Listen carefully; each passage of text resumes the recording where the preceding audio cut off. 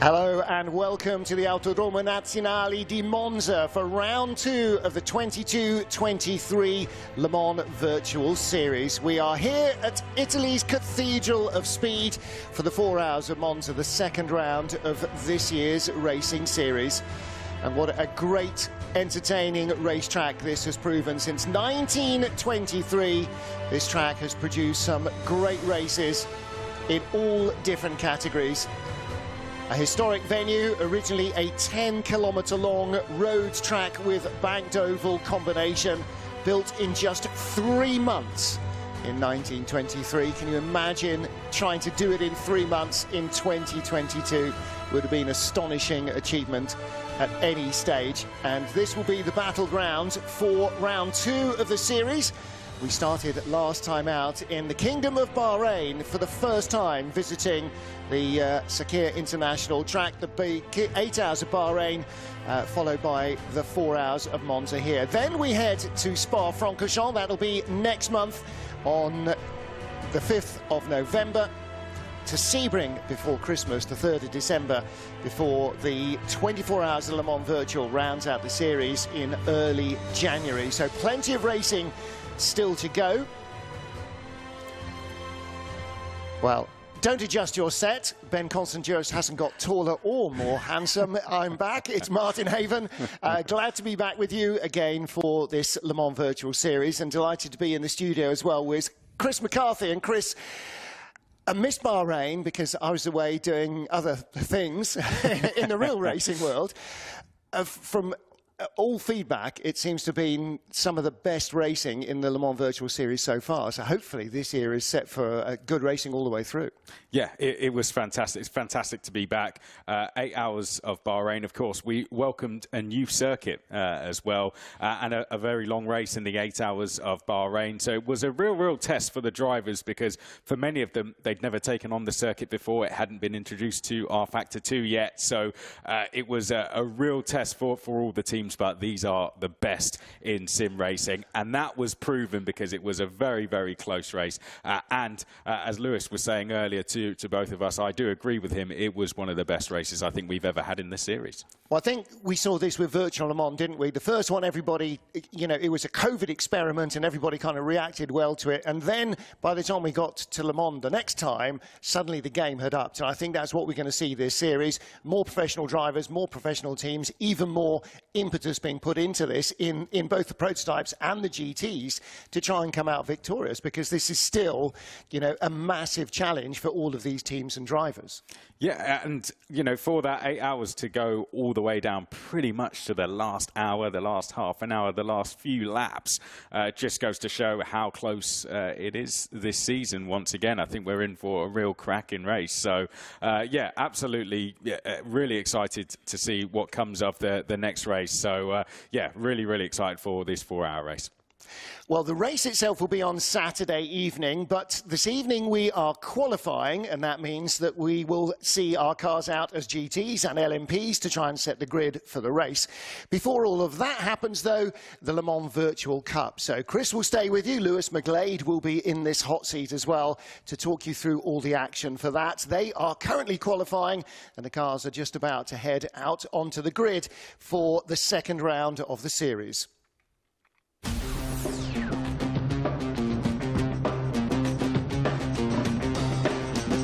We are seconds away from the start.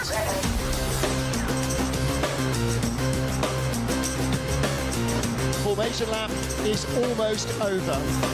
And here comes Verstappen into the lead of the race already. Drogovic respectful to his pseudo teammate, and Max Verstappen leads Le Mans.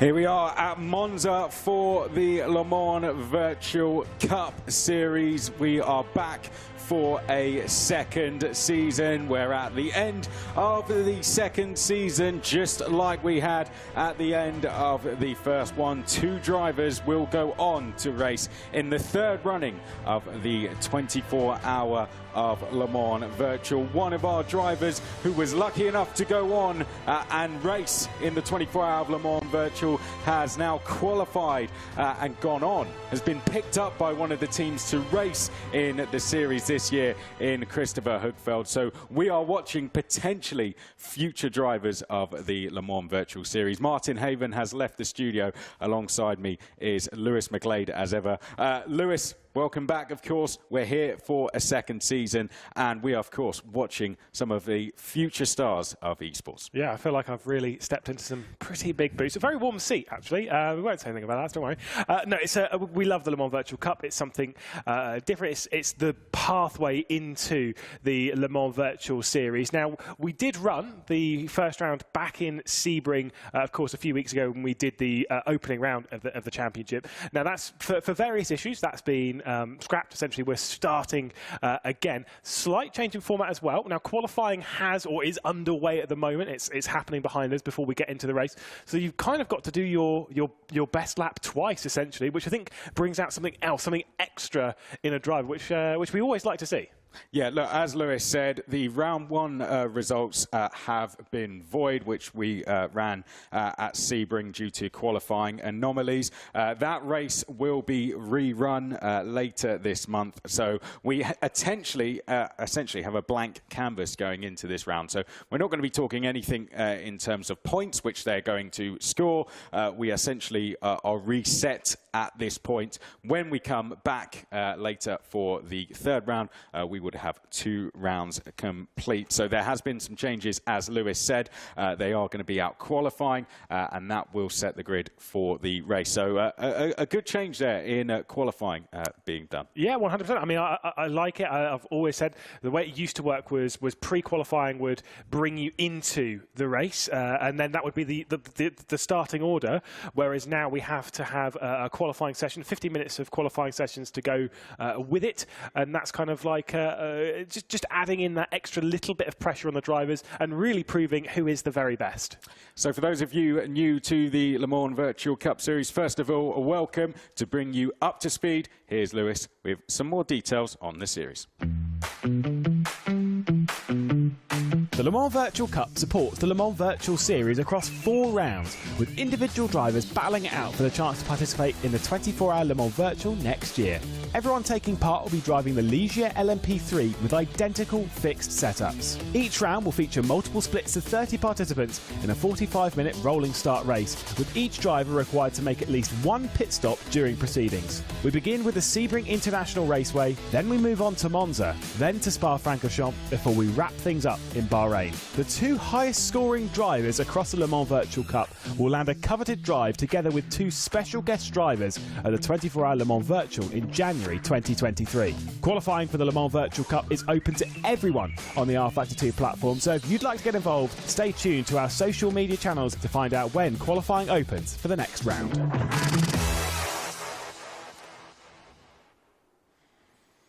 So as Lewis said there, the top 30 drivers from all the drivers who have qualified are the drivers we're going to be watching this evening. Now, some of those drivers we actually saw in this race last year, didn't we? So do you think that might give them slightly an advantage going into this one? I think not necessarily just the advantage from racing last year's race, but also just generally from having some experience within this style of car. This is not the same car as last season. We used the Norma LMP3 last season. We're now using the Ligier LMP3. Subtle differences between the two as to how it drives. But of course, last season we had Sean Arnold, who has the worst luck of anyone that I've ever seen in sim racing. Marguli, Popo, Havesi, Santagida, Barker as well. These drivers did Monza last year. They're coming back to take on the Le Mans Virtual Cup. I'm kind of curious to see whether they do find that little bit extra advantage. They were kind of running, some of them being just at the back end of the top 5, whether they can improve on that. Yeah, so how did they get on last year, some of the guys that you mentioned there? Well, Leonardo Papo got 5th place in the race. Moguli got 8th. The rest of them,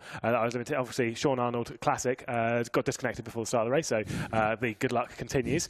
And then the others, they were towards the back end of the top 20, it was a crazy first race. Everyone was getting used to it a little bit. But those two, being Papo and Moguli, who did pre-qualify quite well for this, I'm very curious to see how strong they're going to be. And Sean Arnold, who I did take a little bit of a look at in practice, looks very, very fast indeed. Now, although we are on a slightly blank canvas in terms of points, we certainly aren't in terms of form. And that could definitely be a big thing going into this race. Who are the drivers that impressed you most from that first round? Not just in terms of results, but in terms of their performances. And who do you think could be the ones to watch going into this round? I'm not too sure. I mean, we did see Roland Schuch. Obviously, now this was the thing, is that we had a bit of an issue from qualifying, but then did start at the front of the field. And I will say, in that opening portion of the race, really, really impressed me to see kind of holding on and trying to find their way through the order. Kind of curious to see what we see from that. But like I said, there's a little bit of form on the cards. Monza, though, is a very different kettle of fish comparatively to Sebring. I think even any good form at Sebring is almost thrown out the window, especially now that there are no points on the board. And we also have a driver who won the British Kart Grand Prix racing in this one, Theo Mikuris, a very well-known driver from racing in karting, represented Great Britain in the FIA Karting Academy Trophy. So great to have him along. He's someone, like many people, who has taken this option to go on and pursue esports and try and follow in the footsteps of Christopher Hookveld. Yeah, I did catch up, as I said to you before, with Theo Mikuris back in May, I think it was, of course, in the Rocket Racing Star Formula 4 Esports competition in the UK. It's a very long title. But he got through to the finalists, showing that he's a very high-quality sim racing driver, as well as being in the world of motorsport. And this is kind of one of those things when it's, if you've not been able to make it in the world of motorsport for budget, for anything like that, there is a pathway of something which you can kind of get after, because there are examples of drivers that have gone through sim racing, they've started to move their way over into the world of motorsport. For anyone who remembers from the Le Mans Virtual Series, of course, last round, Moritz Lerner, he's not with us today because he's too busy battling it out with the DTM trophy, trying to get himself a top 10 of the championship, because he's come from sim racing, though, and I love that, and Mikuris might be following those tracks. Yeah, absolutely fantastic to have him here. Of course, one thing that we saw at the first round as well was pit stops as well, because we didn't see that in the first season of the Le Mans Virtual Cup Series. So that's something that, again, we're going to see in this race. What do you think? We saw different strategies played out as well during the race, didn't we? So yeah. Do you think there were lessons learned from that first round? Big time. Do you think the strategy, we might see more similar strategies this time? I think the last round was pretty tight when it comes to when they were kind of coming into the pit lane. They weren't too open on strategy because of kind of learning with it. They were kind of pitting right at the start of what is essentially the pit window sequence, which is, there's no defined sequence. It's fuel based, so they're pitting in the middle quarter of the race, basically middle half of the race, to get through to the end. And it was either people were pitting really, really early or really, really late, and there was no kind of in the middle of that. It was kind of just very much stuck to that. I think this round we're going to see a lot of people pitting very late, because I think fuel strategy, sticking in the slipstream, playing the long game, I think that is going to reign supreme around somewhere like this, because the more you're in the slipstream, the less fuel you burn. The less fuel you burn, less time you have to be stationary. So this essentially could be, a race of patience. Wait for the end. Almost like a cycling race. Yeah. It's kind of one of those things where if this was the Le Mans Virtual Series, I'd guarantee that you would not see that many overtakes for the opening 50 minutes. But this is not the Le Mans Virtual Series. This is the Le Mans Virtual Cup. And if there's one thing that we've learned from doing the Le Mans Virtual Cup last year and doing that first round earlier on this year, is that it's going to be dramatic, to say the least. Well, here we go. You can see, of course, one thing, if you weren't with us before, we've got big screens behind us as well. We'll make use of those after the race, no doubt. But there we can see the cars are now setting off on the warm-up lap, getting ready to grid up. So cars going off for the formation lap, and then we will get ready to go for 45 minutes of racing. Yeah, and the like I said before, they have done qualifying before, so this is not the order they've pre-qualified their way into. They have jumped into this race. They've done a qualifying session, and this is the order that we've got. Sean Arnold will be starting from pole position. He'll be in the number 3 car. Then Leonardo Puppo and Martin Mergulli. Those are 3 drivers that did take part in the Le Mans Virtual Cup back in 2021 in the opening round of the season. What can they do from there? Leroux and Vasey inside the top 5, but it's going to be a rolling start down towards the Rettifilio, and that's always going to cause drama, isn't it? It always is. One thing you can see, Sean Arnold, Leonardo Puppo, Mergulli as well, and one thing we're going to see, like you said, it's going to be interesting to see what tactics they play out. Are we going to see drivers playing a game of patience here, and experience has been shown there. We talked about some of the drivers towards the top there that had raced in this before, and that's exactly what we've seen.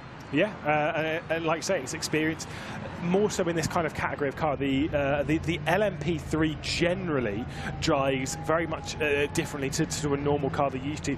There is quite a lot of power going to the rear wheels, fair enough, but there's not that much downforce to kind of keep it in check. And as we look here, you'll see on the left-hand side of that white and blue, that is Sean Arnold. Puppo is on the right. Behind that in the number 21 is Mergulli on the left-hand side in that sort of light blue car. And then you've got the number 13 that will be Leroux. Havasi also alongside. This is going to be a crazy race and a long run down towards the first corner. We'll have to wait and see who's going to come out on top. Sean Arnold definitely trying to do the same thing once again.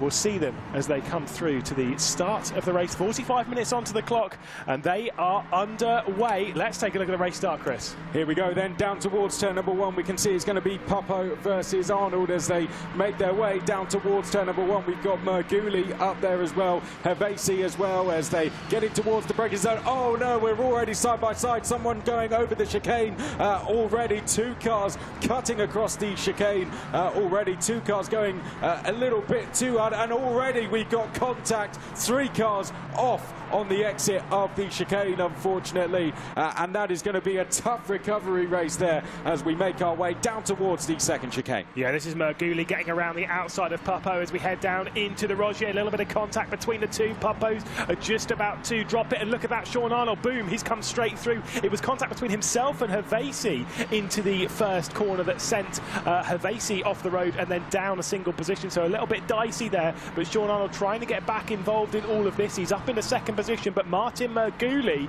is your race leader after a little bit of contact between Mergulli and Puppo as we complete the second sector. Despite Arnold losing out a little bit on the race start, he is already there attacking for the race lead. Arnold is his luck turning round finally in the Le Mans Virtual Cup Series as Lewis knocks there on the desk as they make their way down towards the Parabolica. You can see Martin Mergulli leading Arnold, leading Puppo. Then we've got Valcogni in 4th place. Now this is where we're going to find out what the strategy is going to be for Arnold. Is he going to get on the attack early, or is he going to settle into 2nd place? We will find out now as they come down towards turn number 1. This for the first time in full racing mode. We complete the first lap. We head now down towards the first chicane on lap number 2. We'll pick up who those drivers were that were involved in the incident in just a second, but for now Martin Mergulli doing very well out front. Whoa. He is leading the way. Whoa, someone going straight on there. Now was that Saraceno. Yeah, he's had a big off. Gone straight on there. Now I think sadly Theo Mercouris was one of the cars caught up, as was Lucas Verla, Liam Rance as well. Unfortunately, it looks like those were the 3 drivers that were caught up in that incident at the first corner. I think Havasi's also had a couple of issues after that, because he's dropped back now down to 14th position. Bearing in mind he was attacking for 3rd coming down in towards the first corner of the race. Very, very dicey indeed. Now, if I'm Arnold, if I'm Puppo, on the rear end of Mergulli now knowing that there is a decent 2.5 second gap back to Zoltan Valcogni, this is the perfect time to start thinking about the fuel game. Start start playing it. And people say it this early, that's too early. No, there's no such thing. Now, tell us, how are they going to be saving fuel exactly? Talk us through the areas we might see them saving fuel and how exactly they're going to be doing it. Well, through the corners, nice and easy. You lift off really, really early, allow the car itself to slow down using a bit of engine braking. Hey, if you want to be brave and clutching, you can do so. We'll take a look at a replay whilst I waffle on and see a spin. Who was that in the 22? That looked like the 22 of Liam Rance. So that's what happened. Whoa! Now that's maybe what happened to the likes of Rance, Mercuris. Yes, I think that's exactly what happened to them. So Rance going for a move which didn't end well, and 2 cars behind, nowhere else to go. Rance is out of the race. We also have Zaracino out the race as well. Mercuris is in the pits. Savares is out of the race as well. Banegas is out. Drace is also out. Lucas Verla is in the pits as well. So quite a few cars there, 24th down, all in the pits or out of the race, sadly. Saw Lucas Verla there in the Arnage competition. Of course, Arnage competition, one of the teams that do race in the Le Mans Virtual Series. Lucas and Leandro Verla, both representing the brand in this competition. Both of them Brazilian, trying to also represent South America as well and all that. So there's a bit of pressure on their shoulders in this championship, but it's not gone too well. And to be fair, after an instant like that through the Parabolica, I'm not necessarily shocked to see so many cars involved. When you spin there, if you're in the firing line, and it's also kind of blind on entry, and as you're coming through, you're blocked by a couple of extra cars, naturally you're just going to get involved in the incident. Just like you were saying, we're on board here with Sean Arnold as we come down towards Ascari, and he doesn't seem in any rush at all to get on the attack here of Merguli. Likewise, Papo behind. Then it's Varconyi next along. LaRue is in 5th place. Auguste Lane is in 6th place. Schuch is in 7th place. Then we have Binsbergen in 8th. Zitak is in 9th. Zoltschutz is in 10th place. So that's your top 10 as we go into the final 40 minutes. We've completed 5 minutes of this race, 40 to go. Lucas Verla, as we can see at the bottom of the standings there, is in the pit lane. Sadly, anyone 24th down. Theo Mercuris is the only one of those drivers that has returned to the race, has come back out onto the circuit as we continue to ride on board with Sean Arnold. But it's a 3-car breakaway here. What does Varconyi do now in 4th place? Because he can't save fuel. He's got no one around him, really. Does he go for this? He's got 2.3 seconds to the good over Michael Leroux. Does he just start going for this now, take a risk?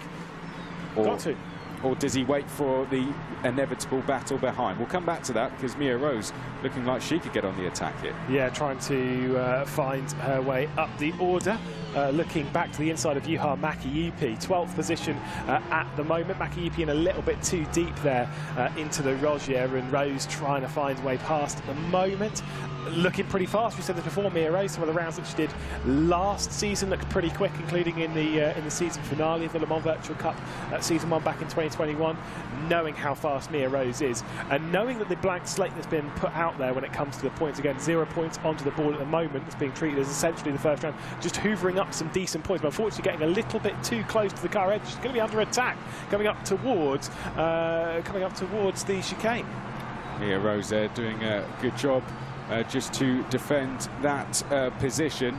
Going back to, whoa, someone off in the background there, returning to the circuit. That would have been Zitiello having a brief off there coming out of Ascari. Now going to be under attack as we come down to Parabolica. And Mia Rose makes her way out of that corner and onto the start-finish straight.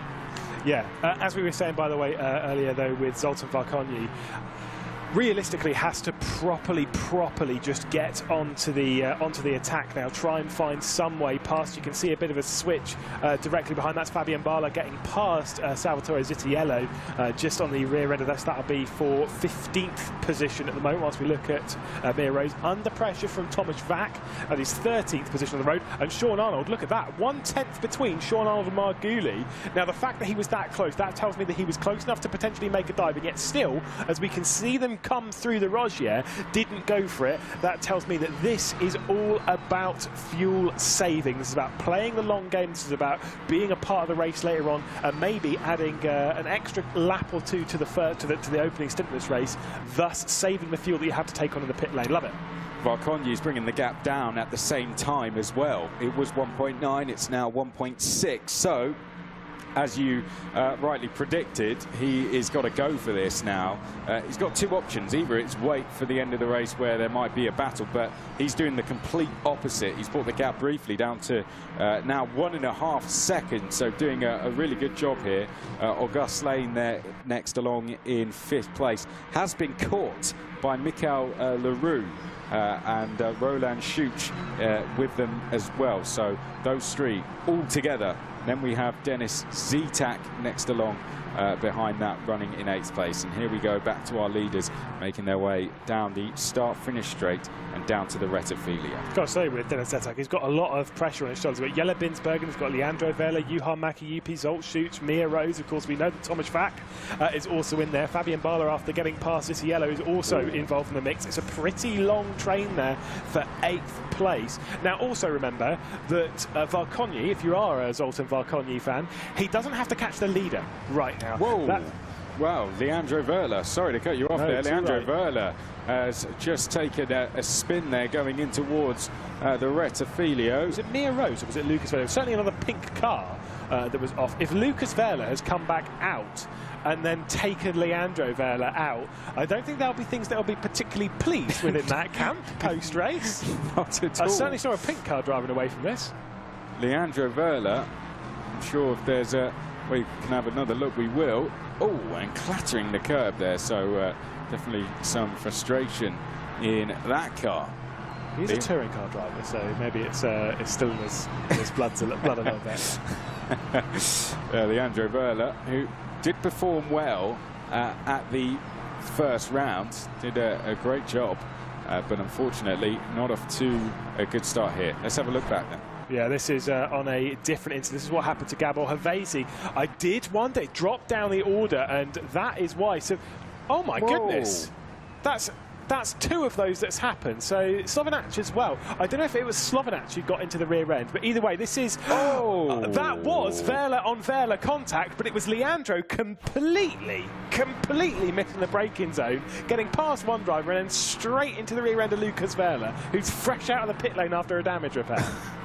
Well, now it's now going to be going straight back into that pit lane. We're side by side for the race leaders as Sean Arnold trying to go round down the inside there of Merguli. It is. He's going to be on the outside on the exit there of the Rettifilio. We jump on board with Leonardo Popo. So Sean Arnold feels he's saved enough fuel now and wants to get on the attack now as we come round Curva Grande and down towards the Rogier. We're looking back from the race leader, Martin Merguli, but how long will he be in the race lead for? You can see Sean Arnold looking to the outside, not quite able to get through, and trying to get the switch back there was Popo. Wasn't quite able to get through, but there you can see now in the yellow colours, that is Zoltan Varkonyi, and he is starting to catch this up. This is a 3-car train, but very shortly it could be a 4-car train. Oh, I think it already is a 4-car train. He's in slipstream range. He's within a second, about 0.8 of a second. That's when you're really in the danger zone when it comes to that slipstream. This is absolutely now a 4-car fight for the race lead. Popo trying to get past Arnold in the same way that Arnold passed him earlier on in the race. A cutback after a slight mistake going through the Rogier did not work on that occasion. Look at how much curb they're using on the exit of Ascari as well. I did forget that name earlier, by the way. Don't worry about that. It was my brain stopping working. But there was they're using a lot of curb. Now that is so risky, taking all of that curb on the exit of Ascari. Look at the wide run as well from Merguli, feeling under pressure, trying to get as much speed coming around the Parabolica, but with the distance between the two of them, there's not really enough slipstream advantage that Sean Arnold can take now. He doesn't have the overspeed.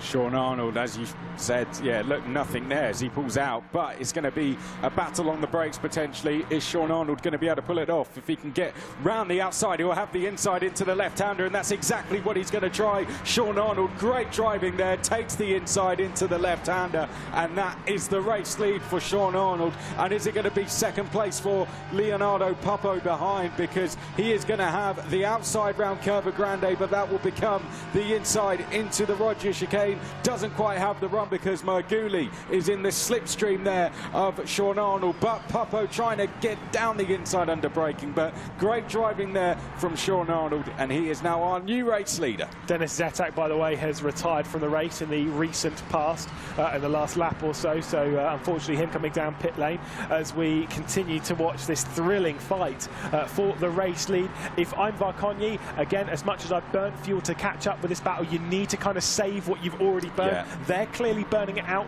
You're not going to lose the slipstream fight whilst they're all tripping up over each other like this. Kind of just let them get on with it. Use this time to just bring that fuel back into the margin.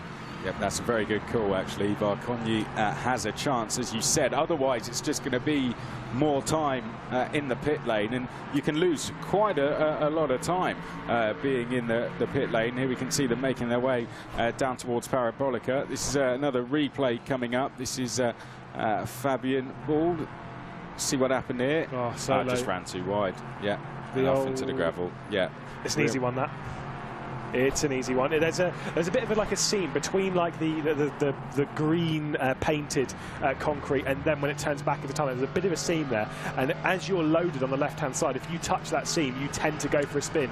We're on board with Zoltan Varkonyi then, 4th position in this race, on the rear end of Puppo, who's more looking to the inside, defensive, slightly attacking on the inside of Martin Marguli. But look at the gap that's just been pulled by Sean Arnold. If I'm Puppo again, I'm not thinking about second place. I'm thinking about the win, and right now you've got two choices. Let Marguli get on with it, or get past and catch up with that slipstream of Arnold.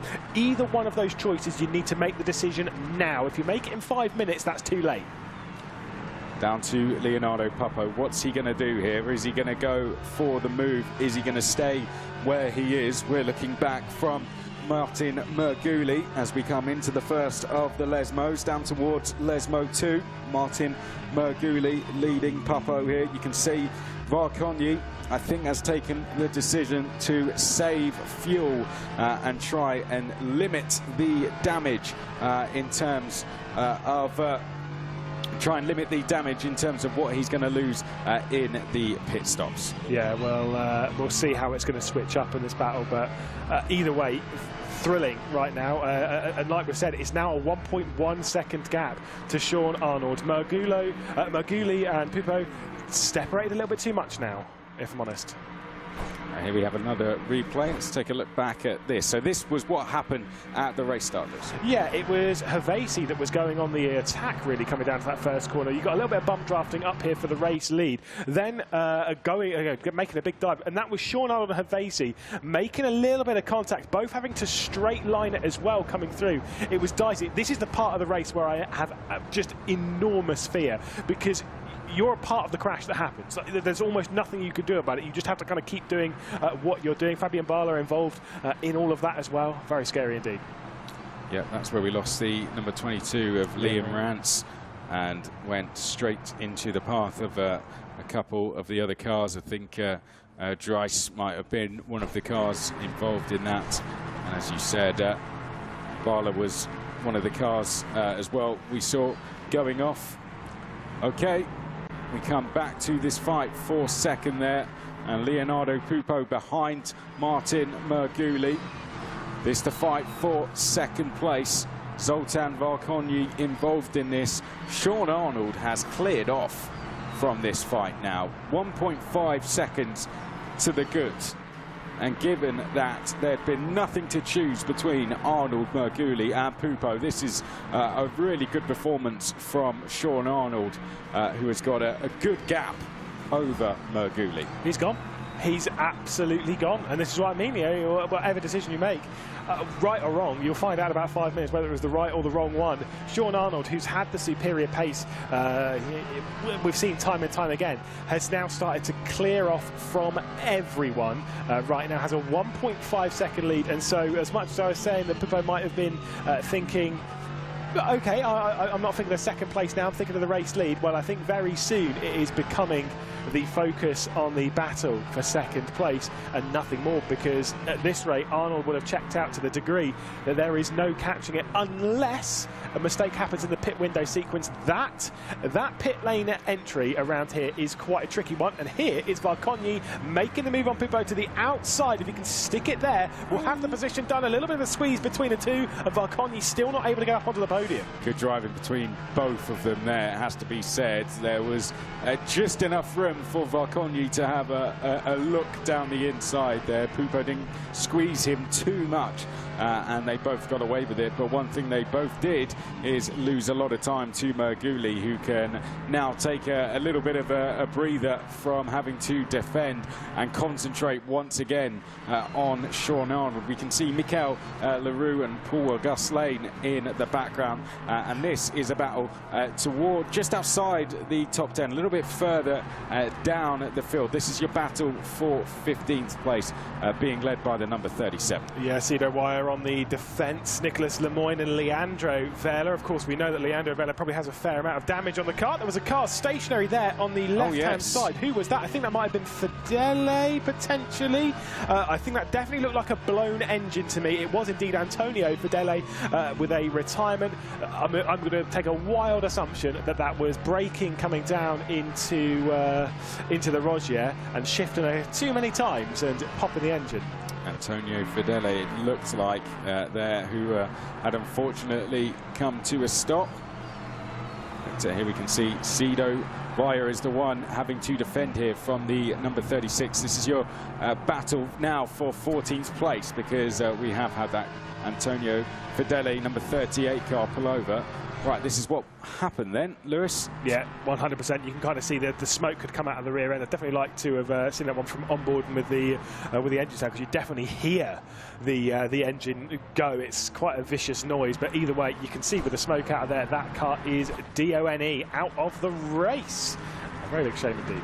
It's a real shame. Now, right, the battle for second has resumed. Martin Merguli has Leonardo Pupo right behind him once more as they come in towards the Rogier chicane, now down towards the Lesmos, and he's bringing with him Varkonyi. Sean Arnold is 2.7 seconds clear now, extending his lead to almost 3 seconds. It's going to be very, very hard to catch him. It's I mean, is this a case that Sean Arnold is he playing a risk strategy in terms of putting his because they're all out there in the same car, or is this Sean Arnold is just absolutely nailing this every single lap?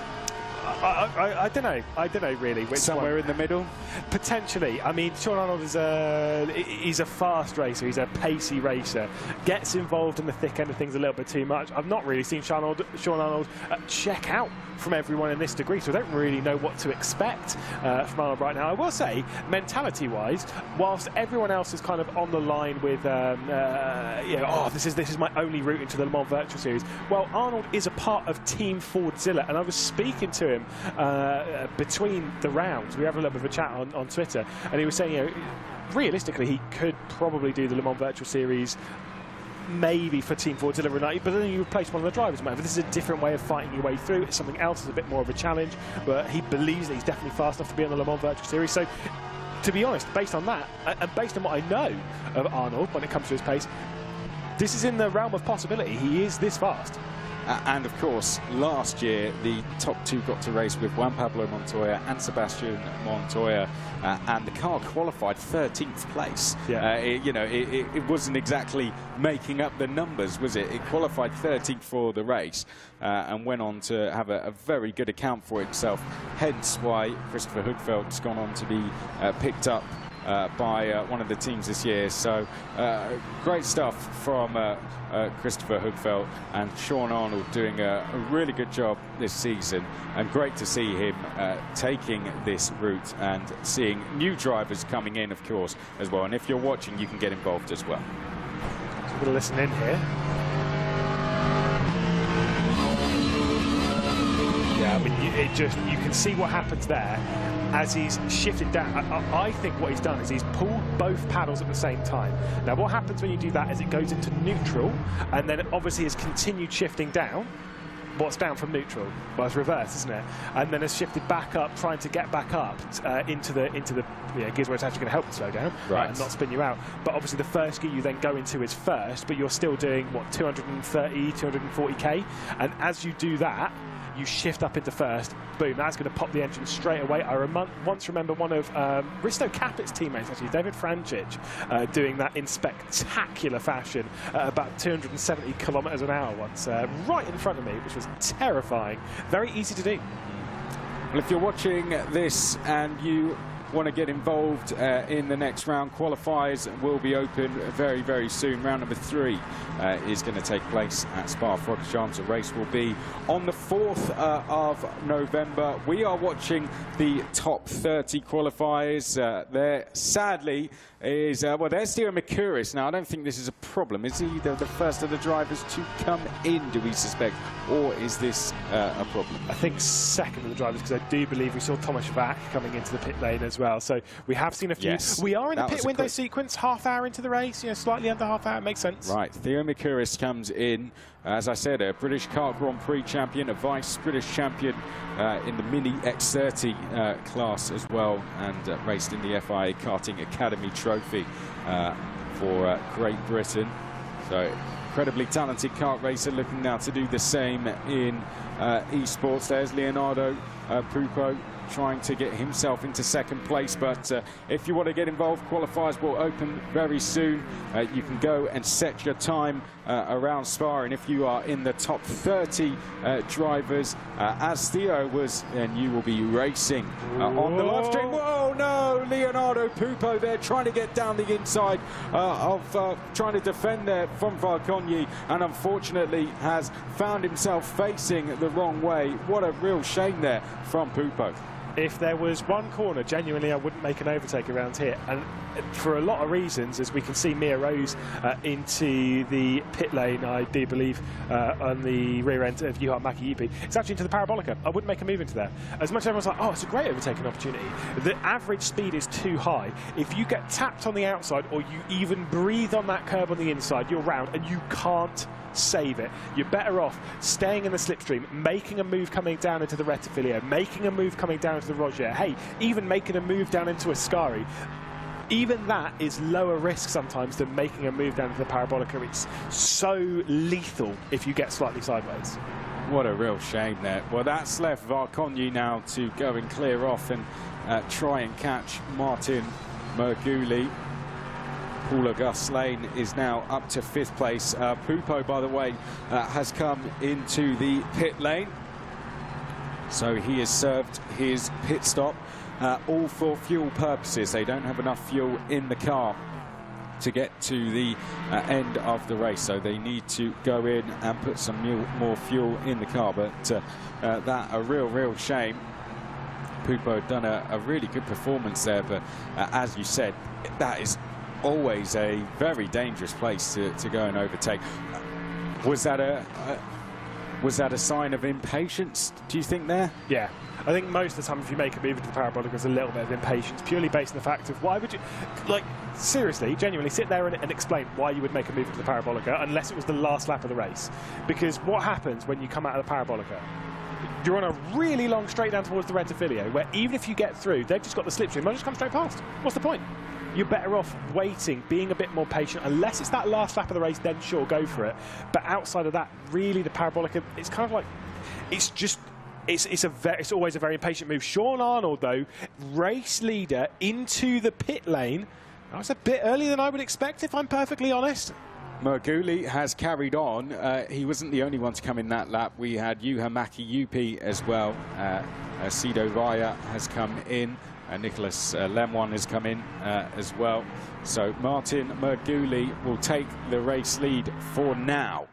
Now has to get his foot down, though. This is where he's got to try and make up as much time as possible over Sean Arnold before he now comes into the pits. Yeah, theoretically right now, these cars that are still out on circuit will be faster than those that have come in, because they're coming in, they're not changing tyres, they're only putting fuel into the car, which means you're on the same tyres, but you've got a heavier car, which means theoretically you should be slower out of the pit lane. That's why trying to extend this first is actually really, really important, because you essentially go for the big overcut. If you can stay out for 2 or 3 laps, it will drag you in. I still think, if I'm perfectly honest, I still think Sean Arnold's a little bit too far ahead, unless he has had to put in way more fuel than everyone else has, at which point he will be a sitting duck when it comes to that.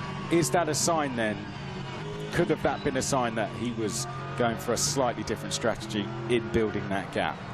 Potentially, it could have been. I think we're going to see Varconyi into the pit lane here. We're going to see both of them. We certainly are. Right, just here a we lap go. After. Here we go then. Merguli, Varconyi into the pits. Everyone is now coming in. There's Michael Leroux into the pits. Auguste Lane comes into the pits as well. Roland Schuch. Basically, this is it. Everyone else is going to come in. You can see Sean Arnold is 8th. It looks like all of the cars ahead. There he is, coming down towards the Parabolica now, where Leonardo Papo just a couple of laps ago took a spin, is now down in 9th place, having served his stop as well. So we'll see where this leaves Leonardo Papo when he comes across the line. He's 13 seconds behind. There goes Sean Arnold down the start-finish straight and towards the Rettifilio, and there you can see the gap. It looks even bigger than what it was before, as Merguli comes back out onto the circuit with Varconyi behind in second. Varconyi is third, and that gap looks even bigger than what it was before. Yeah, he has done beautifully through the sequence there, Sean Arnold, getting back out the heavier fuel, learning the balance of the car, and then continuing on in the race lead ahead of Merguli, ahead of Varconyi, who still sits in that 3rd position, but looking to attack, looking for a little bit more, of course, for a runner-up position in this race. Meanwhile, Pupo will try and respond. We'll try and get back up to the 4th position. I think Pupo will be able to. Of course, you can see in 7th position at the moment. Roland Schuch in 6th position, just half a second ahead. 1.6 to Paul Auguste Lana, who's done really well. Once again, he actually did really well in Sebring through the pit window sequence as well, did Paul Auguste Lana. And Len Leroux, only really like 1.5 seconds ahead of Pupo bit by bit, so could potentially return to 4th at the highest, really. Yeah, there we can see Merguli and Varconyi coming through the Ascari chicane now and making their way down towards the Parabolica. Here we go then, Lewis. Here's the replay of what happened. Yeah, so on the inside of Varconyi, sends it in. You can see that it was already going a little bit too early because Pupo had gone over the curb on the right-hand side on the entry, of course, right-hand side as driver, left-hand side really as we were looking at there. Taken that curb, it's already started to pitch the rear end round a little bit. As he's tried catching it, he's gone straight into the side of Varconyi. At that point, you are done for. It's going to be a spin. Thankfully, though, I will say, there will be either very, very little damage or no damage at all on either car. It was a very light bit of contact because of how the cars are weighted going around there, and so realistically Pupo should be absolutely fine in the race, just losing time and a little bit of tyre wear as well. That will scrub the tyres ever so slightly. It will increase their tyre wear, increase their temperature as well. Well, we can see it looks like the recovery, which I've got to say, good driving from Pupo. Some drivers would have just turned the car straight back around, as we saw earlier in the race, and into the path of the oncoming traffic, but was very sensible in his return to the racing line. Whoa, Sido Wire there down the inside of is that Zitiel, and I think he's defending from Zolt Schuch, correct there for 13th place. So Schuch to the right hand side of our screen, Wire to the inside of to the left hand side of our screen. You can see them making their way round Curva Grande there. It is Wire now on the inside. As we look to the left hand side of screen, you can see he's on the outside there, and Wire is just going to hold on to that position. Yeah, super stuff. Bit of lap traffic as well, but Zolt Schuch with the up and under coming back into the first Lesmo. Super Sendi's little bit of contact you definitely had there between the two of them. On board with Zolt Schuch on the right hand side. He gets through, big slide from Sido Vaya, but wow, it was a bit of a dicey confrontation between the two of them. It might well be further down the order, but there are points paid out out for it, and that was feisty fisticuffs if ever I've seen it. Yeah, good stuff there. Great racing all round as they head now down towards Escari. Zoltan Varkonyi just 3/10 back from Merguli. The battle for second far from over.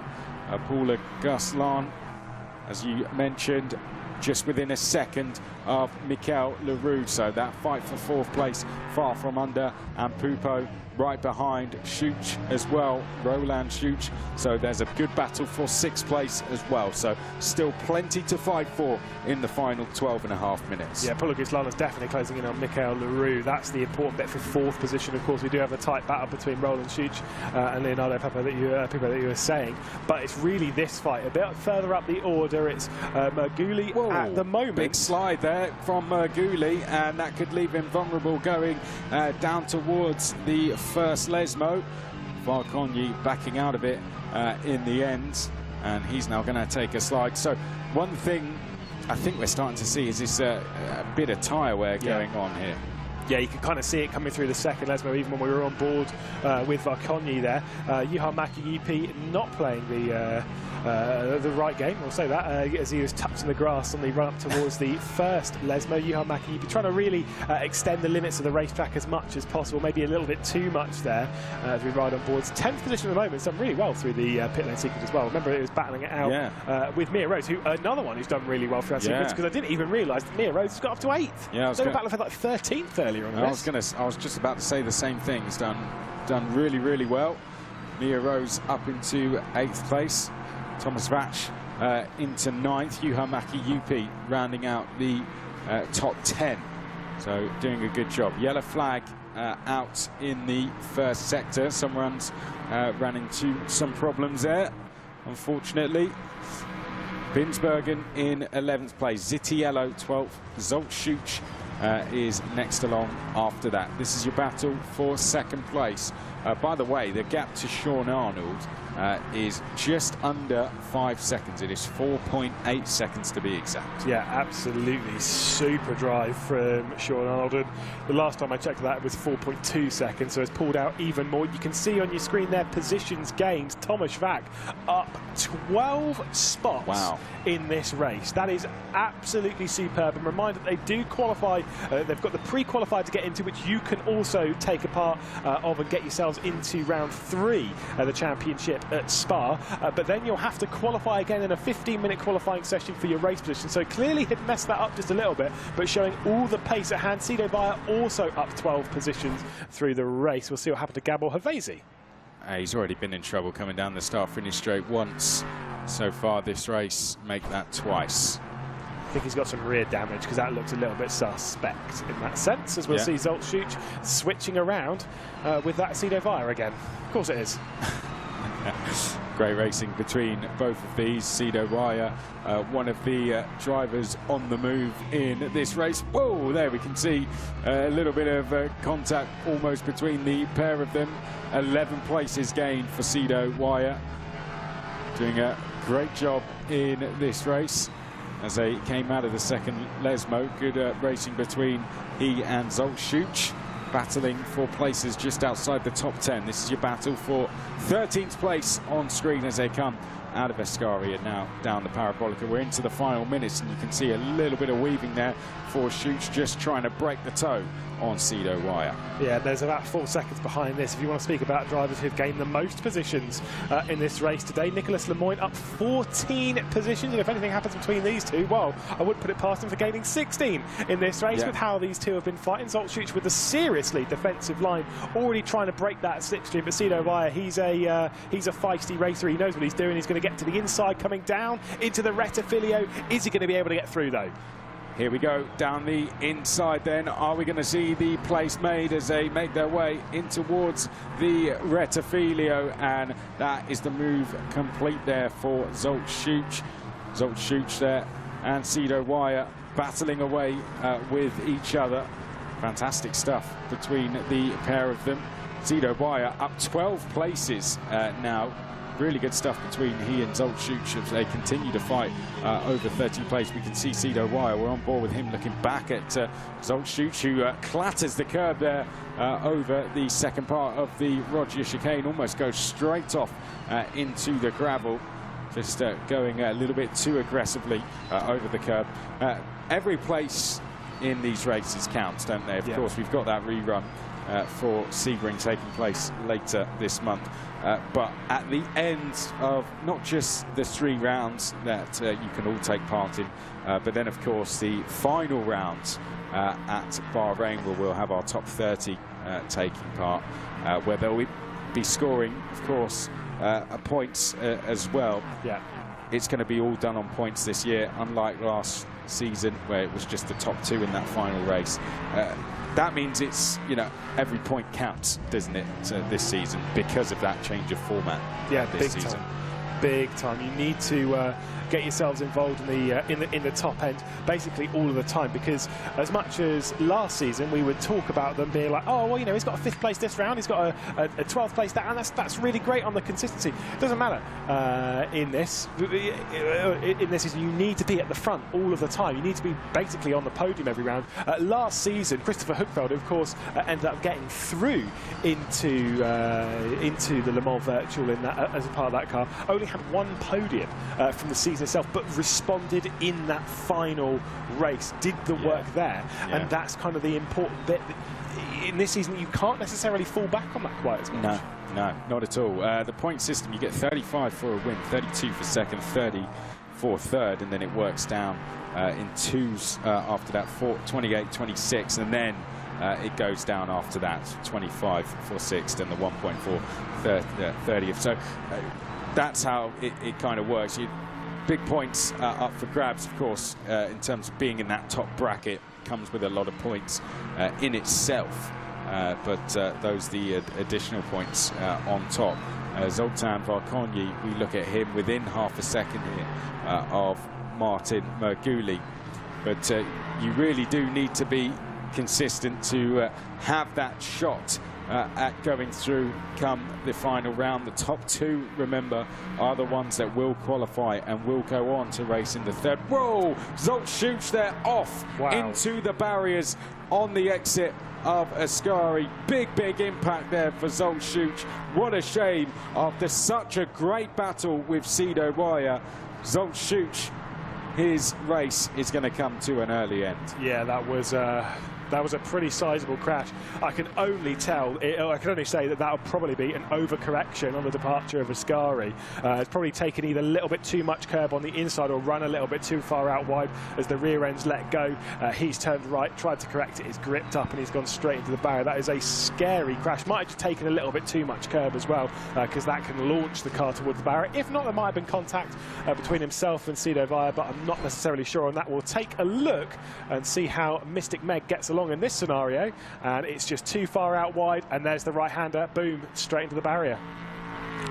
Too much steering on the exit. That's what it was. So easy to do. Real shame. And Zolcic into the pit lane. You only want to go into the pit lane once to put a bit of fuel in. You don't want to be coming in sideways and he can't like stop. that. And Zolcic, that is race over pretty much for him. Real shame. After such a great battle with Cedo Wire. Zitiello just a little bit up the road, by the way, having a really good battle with Binsbergen. So that's a good battle going on for 11th place.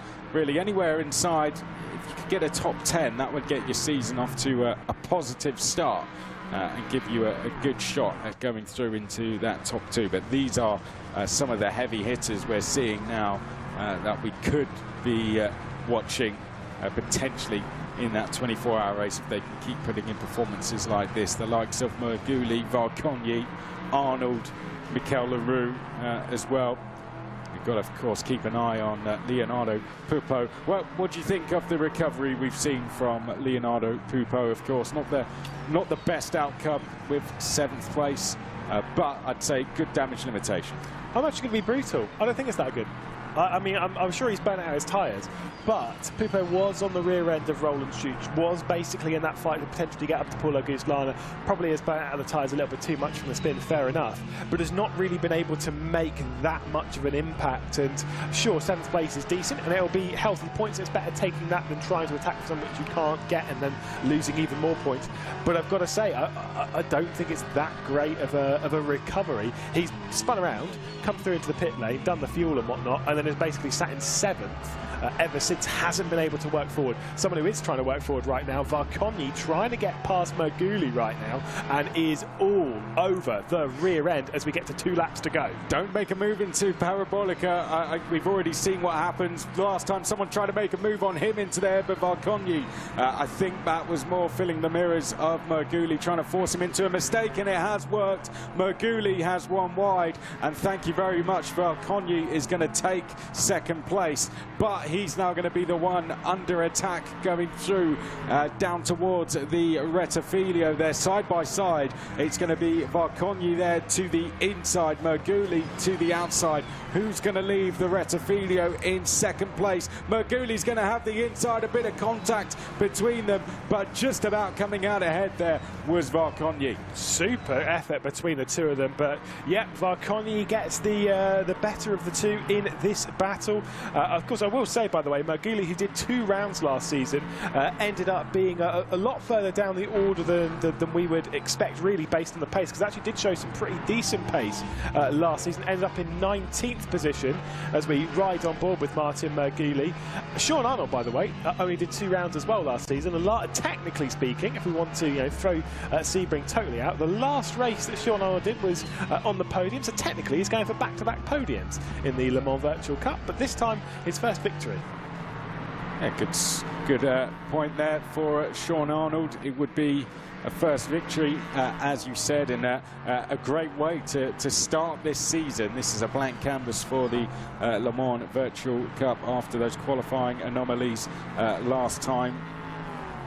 There we can see Zoltan Varkonyi making his way down towards the final corner after forcing a mistake from Martin Merguli. Did a really good job there, did Varkonyi. Absolutely fantastic for him to force that mistake on Merguli, but an even better performance, Lewis, for this man out front. Sean Arnold was patient in his approach to this race. Yeah. Sat in 2nd, like you said, saved his fuel, but once he's hit the front, he really hasn't looked back. Over 6 seconds clear now. The only mistake that I really think he's made really was a squeeze between himself and Gabor Havesi coming down into the very first corner, just squeezing a little bit. I think it was more so to avoid contact with Martin Merguli and the likes of Pupo as well, coming down to that first corner. Was trying to avoid it and then squeezed off Havesi. That's the only real bit where I can say Sean Arnold maybe could have done a lot better in this race. Outside of that, this has been a perfect drive and a dominant display. And would you say this is one of the best performances you've seen from him? Because you mentioned earlier, you don't usually see Sean Arnold clear off into the distance. Would you say this is, in his esports career, one of his finer performances? Oh yeah, big time. This is peak Sean Arnold. I've seen him do some great drives, but nothing to this level of domination, especially not when it matters like this. Realistically, what will be classified as the first points-paying round of the season, and when they do that rerun of Sebring in a few weeks' time, of course, away from all of us, I think the pressure will be even further off for Sean Arnold, and he'll try and walk away with that one as well. It's not just that, it's the confidence he's going to take from it, isn't it? He's going to be going in a race winner with maximum points as well. Sean Arnold is going to be getting his season off to a start. The 2nd season of the Le Mans Virtual Cup gets off to a start, and gets off to a great start for Sean Arnold. He takes the win here at Monza. Zoltan Varkonyi finishes in 2nd place after a brilliant battle with Martin Merguli. Mikel Leroux picks up some great points in 4th place, as does Paulo Giuslana in 5th place. Roland Schuch in 6th place. Leonardo Pupo, it's a round that could have been for him after battling for 2nd and the race lead at one stage. He has to settle for 7th, but he will no doubt come again this season. Mia Rose, a fantastic 8th place. Thomas Vrack in 9th place. And Juha Mäki-Jupi creeps up into the top 10. Super drives from those to have worked their way up the order through the pit lane sequence. Got to say, Pulo Gislana is the one that stands out to me to get up inside the top 5. Kind of saw a similar thing in that provisional race at Sebring also. So what can we see from Pulo Gislana through the season? Maybe a little bit more pace, knowing that he is a pretty fast driver himself. But anyone that can throw their hat to the ring and be at the pace of Sean Arnold right now, I'd be very, very impressed. He's looking incredibly fast in the Le Mans Virtual Cup, and it's more his luck that might end up beating him if... no bad luck this round, though. Onward. And we mentioned, of course, Sean Arnold. You mentioned earlier, Sean Arnold there has taken this route. You mentioned his links with Fordzilla, but he's taken this route. He believes this is his route into the Le Mans Virtual Series. So he's got a lot of pressure that he's put on himself with that, and he's living up to it so far. I think so. I mean, he's done a really good job just handling it, just smoothing himself out with it, with not worrying about it, because he has got that fallback plan. But even still, he's delivered a drive of someone that we would expect to be under maximum pressure. The level of composure that we've seen from Sean Arnold, the more of this that we see, the more basically the driveway into the Le Mans Virtual, of course, next year, it's almost like it's his destiny. He's got it, surely. Cedo Wire, a good performance there as well, in 10th place to charge up the order. And there were some other drivers just outside the top 10 that also charged through the order as well. Binsbergen in 11th, Wire next along. You can see Zitiello was in 14th, no new face to this. Leandro Verla in 15th place, a bit of an up and down race, of course, a dramatic race at times for Leandro Verla. Likewise for Fabian Baller as well. Theo Mikuris, a welcome to the series for him. Not the best start with that contact at the start of the race, but a good recovery to get into the top 20. Horrible welcome to the season. It's like, hello, mate. Oh, by the way, get involved with the Parabolica. It is what it is, though. You've got to take those rounds and roll with them, and then come back next round and try and prove yourself. And that's the important bit we've said. Whilst there are the 2 drives up for offer, it's more about proving yourself to the teams as well. You could see, though, you know, with all those DNFs down the bottom, this is a bit of an all or nothing approach. Here we have a look back at the start. And you talked about Sean Arnold here. Just talk a little bit more about this again. Yeah, you kind of see him squeezing over. That's Gabor Havasi, who's coming through. I feel like a weatherman right now, and just pointing out a bit of a rough region in this patch. But it was that squeeze off that was the problem. I don't think it's anything major. He was trying to avoid an incident. Like, fair enough, it is what it is. It didn't cause any major dramas through there. But that was the only really bit of a dicey moment. This was Rance, who spun and then didn't really try to rejoin the race, just found himself going into the path of a load of the other cars. There we can see some of the cars that had to retire pretty early into the race. That was Dries, who actually did get back into the race again, but these were some of the cars that had to pit for damage pretty early on. Gabor Havasi being sent off as well. Again, more of the drama, and then a little bit more contact, sending off Slovinac and all of that. A little bit dicey down to that first corner. We saw a few moments like that, including this one. Verla on Verla contact. Leandro into the rear end of Lucas, who was a lap down at the point. That's going to be an awkward conversation later, isn't it? Between, big time. Yeah, an awkward dinner coming up later after that. But it's been a great first race overall, hasn't it? Anyone stood out for you in particular? I guess Sean Arnold. Paula Gislana and Mia Rose as well, rising their way up the order. It's been a great first round. I can't wait for the next one, of course, when they'll be racing at Spa. But it's almost qualifying time. Yeah, stick with us. That's been the Le Mans Virtual Cup second round, but do stick with us. We'll be back very shortly for qualifying for the 4 hours of Monza.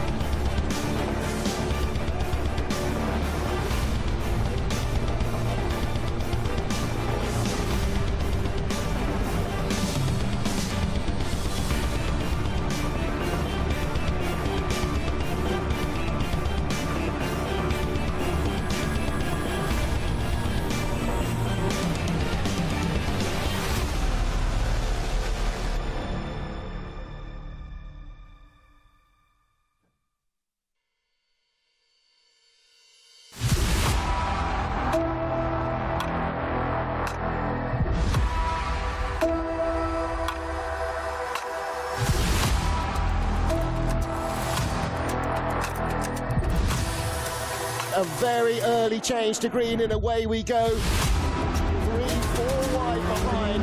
Everybody else down the inside.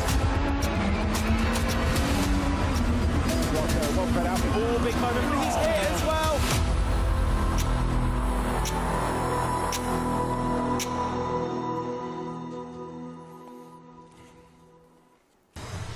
Welcome back to Monza for the 4 hours round 2 of the Virtual Le Mans Series 2022-23 at the Cathedral of Speed.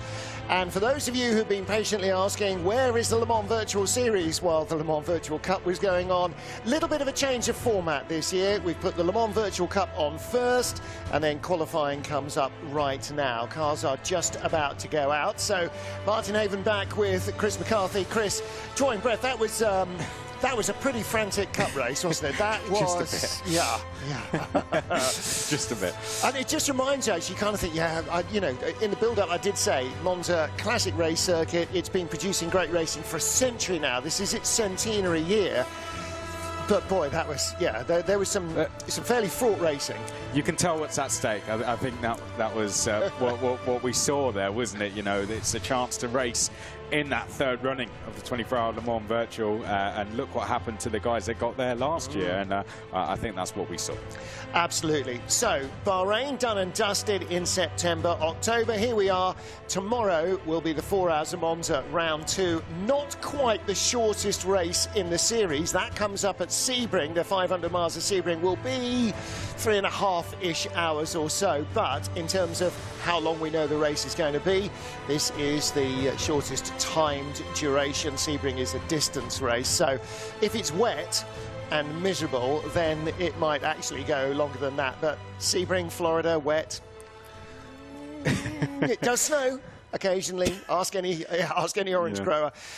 So yes, welcome back to coverage of the second race of the season. And again, Chris, Bahrain was, by all accounts, an absolute barnstormer. So we are...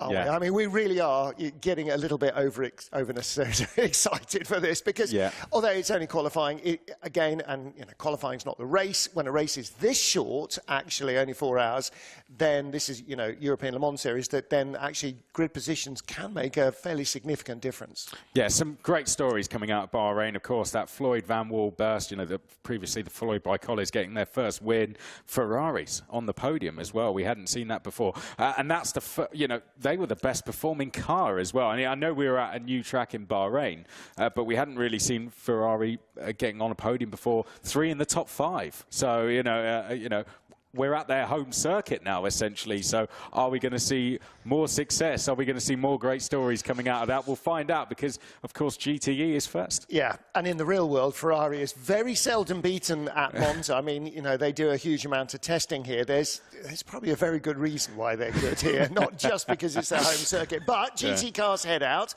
So, as in the real world, in the World Endurance Championship, then GT qualifying first, and then prototype qualifying second. So we send our GT field out, and the clock is already running. 20 minutes, plenty of time. Not plenty of time, not even remotely plenty of time, because of course everybody leaves in one solid clump, so everybody can play. I mean, look at it. It's like Friday afternoon, time to go home. Everybody complains about traffic because they all leave in a big clump. Well, where did you think they're all going to go exactly? These were some of the standout performances for me at the first round. The SF Velis esports team, absolutely fantastic performance for them to get second place and held off that BMW team Redline. Of course, they did pick up a drive-through at the first round, but nevertheless did an absolutely superb job to hold them off. Of course, Redline absolutely dominated qualifying at the first round, getting pole in both classes, so they'll be looking to do more of the same. They did that a lot last season as well. We always saw Redline. I think it was 4 out of 5 or something like that, pole positions for them. So, and they didn't exactly have a bad racing season either, did they? No, not at all, not at all. So you know, they were rarely off the podium, BMW team Redline, only once. And it's interesting, isn't it? You know, the BMW M8 is long gone in terms of being a real-world race car. The Ferrari, though, was only ever introduced into the rFactor 2 platform for the first Virtual Le Mans, because Ferrari said, we want to race, that there isn't a car. We can't be racing an Aston Martin or God forbid, a Porsche. So a Ferrari was created, and so it hasn't yet got that sort of depth of knowledge maybe that some of the other chassis do. You know, the Porsche's been around right from the beginning, the Aston Martin likewise, and the BMW likewise. So the Ferrari, there aren't too many teams racing it, and you know, I'm sure they're still building their knowledge. I mean, everybody else will build their knowledge with every race and every time they drive it, but it's tinier and tinier increments, whereas I'm sure with the Ferrari they're just sort of still trying to nibble away at getting it in the sweet spot all the time. Yeah, and I think it was a real breakthrough round for them. It will be interesting to see how we get on with the Aston Martins this round, because some of the teams that are running those, and we hadn't really seen those run since they won the very first race in 2020, the very first 24-hour Le Mans Virtual.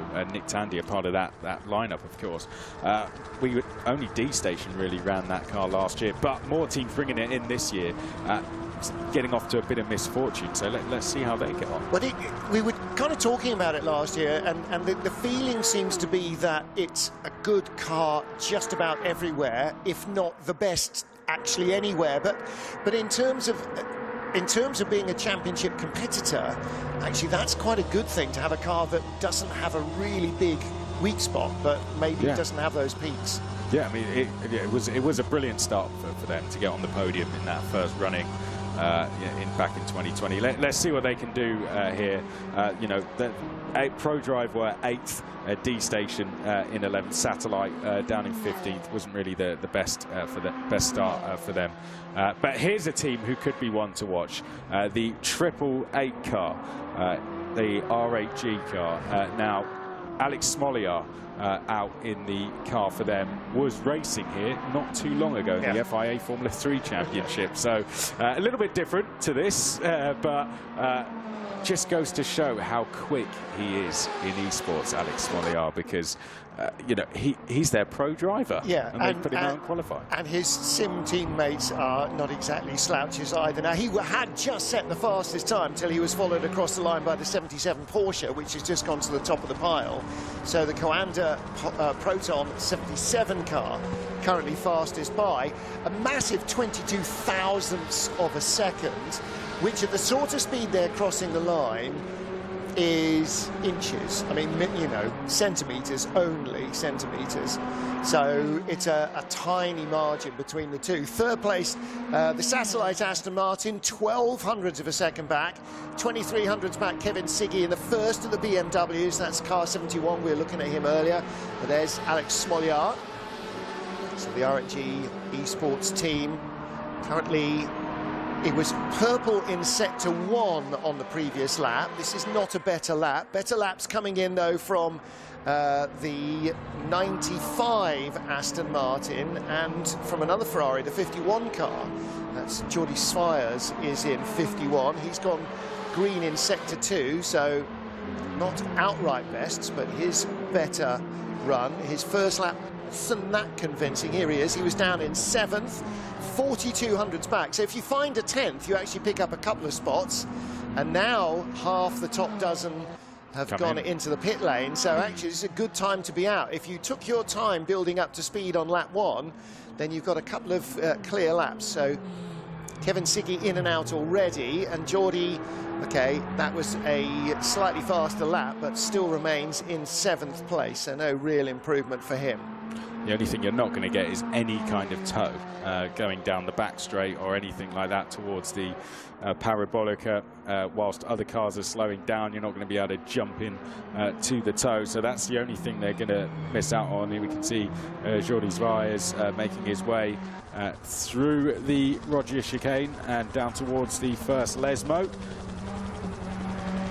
Is he going to be able to do a good job in this Ferrari? One thing we saw at Bahrain was a very close qualifying session as well. It was closely contested throughout the classes, and that's one thing that we learned, is it's going to be a really close season, and I think that's going to be exaggerated around this Monza circuit. Well, that overhead shot there in Lesmo 1 and Lesmo 2 showed 2 instances where in the real world he would have lost this lap. So he needs to be just a little cautious about how much curb he's using Obviously, it allows you to keep the pace up, but on the other hand, yeah, you don't want to get too used to running wide over the curbs.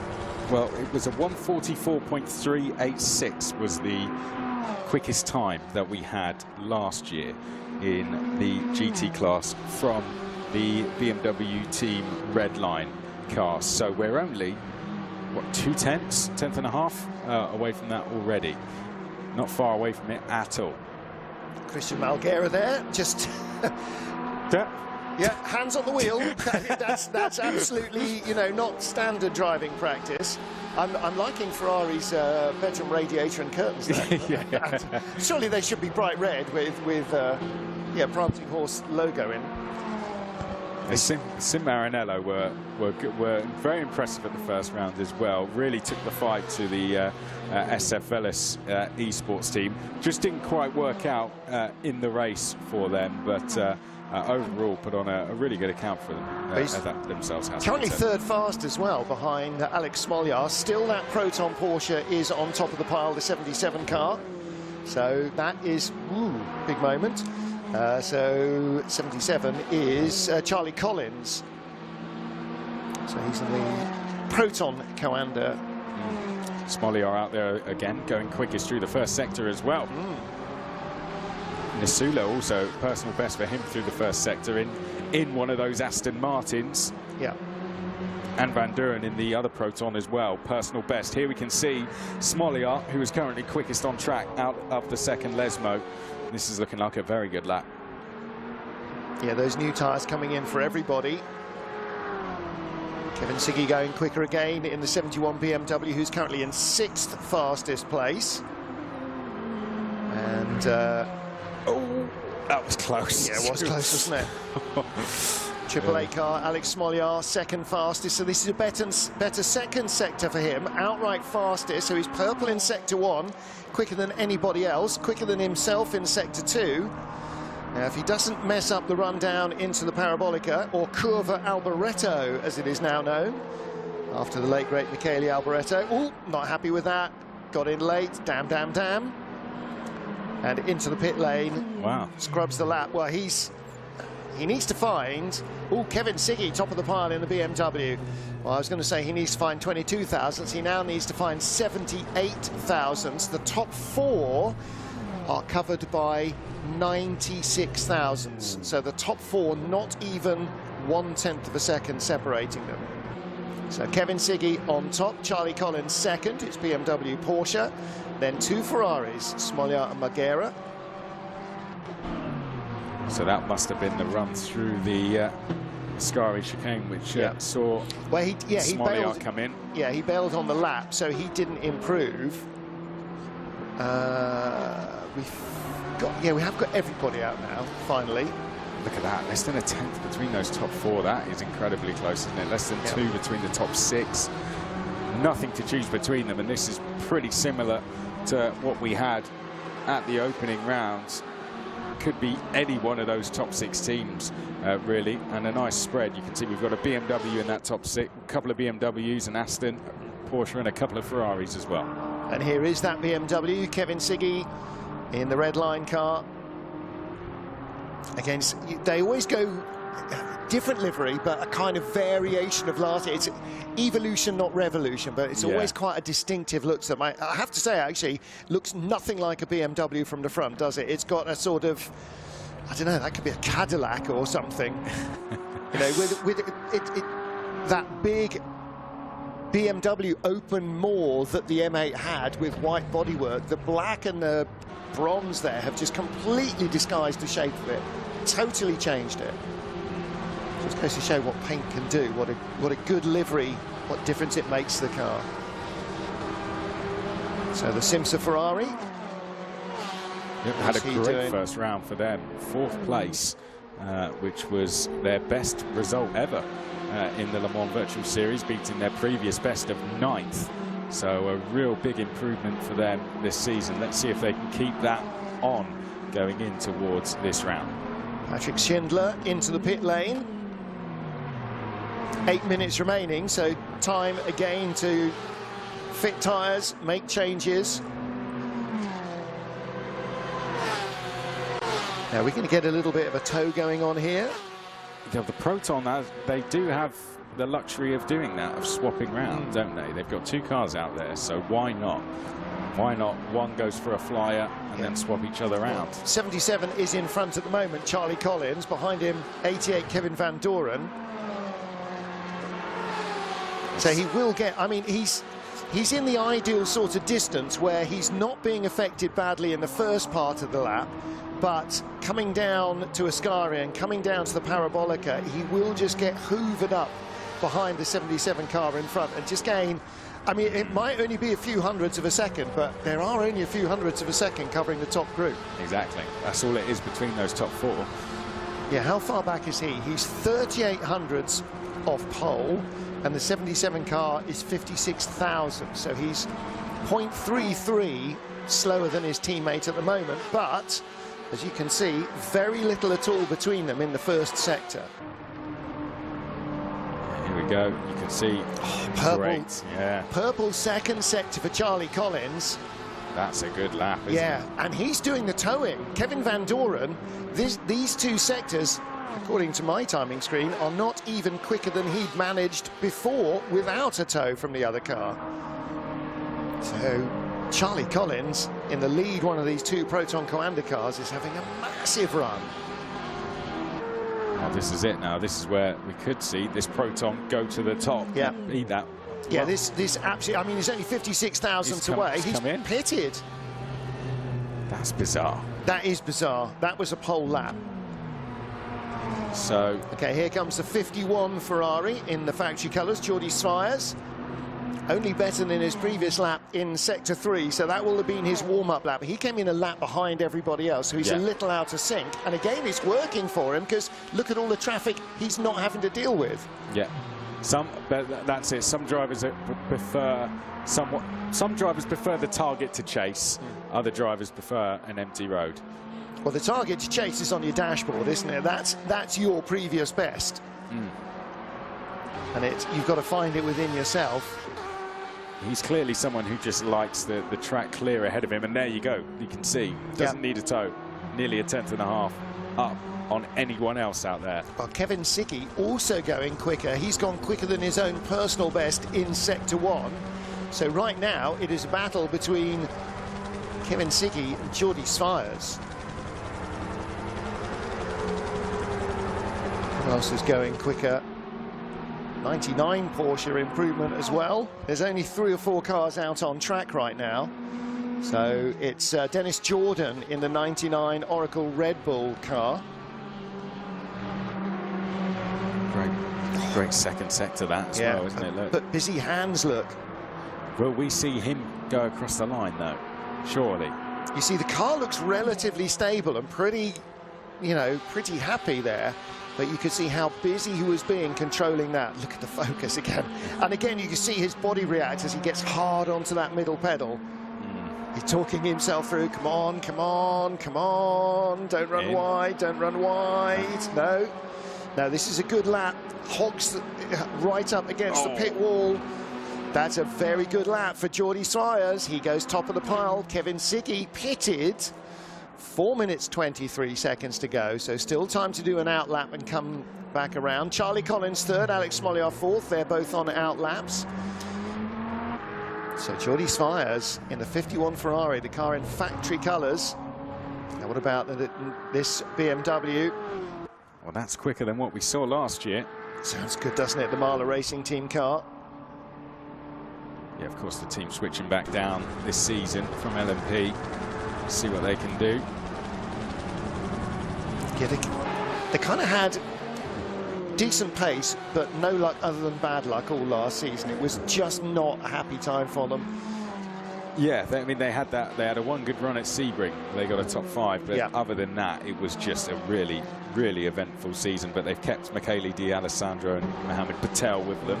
So hopefully that consistency sees them. Well, they're not qualifying. It's Eros Masculi who's qualifying the car. Alex Smoliar, fastest of all in Sector 1. Charlie Collins also better in Sector 1. So too is the 64 Aston Nizzula. So too Khan in the 89 BMW. So 4 faster laps going on. Kevin Siggy now down to third. behind Jordi Sviers and Patrick Schindler. There's Alex Smolyar. Oh, that is absolutely dancing under him. Look at that. That is a car properly having every ounce of performance wrung out of it. And Jimmy Nasula doing a really good job as well. A team that really had misfortunes at the first round, going really well, would get their season off to a great start. But here's Alex Smolyar first of all, making his way up to the start-finish line now. This should be pole. Ibrahim Khan also going very quickly. Ibrahim Khan up to second. Smolyar goes to pole, so Khan's down to third in the 89 BMW. Great stuff there from the 888 team. Jimmy Nasula not so quick in Sector 2 or Sector 3. That lap was not a good one for him. He did not improve on 8th. But Alex Smolyar from Jordi Sviers, Ferrari locking out the front row of the grid at the moment.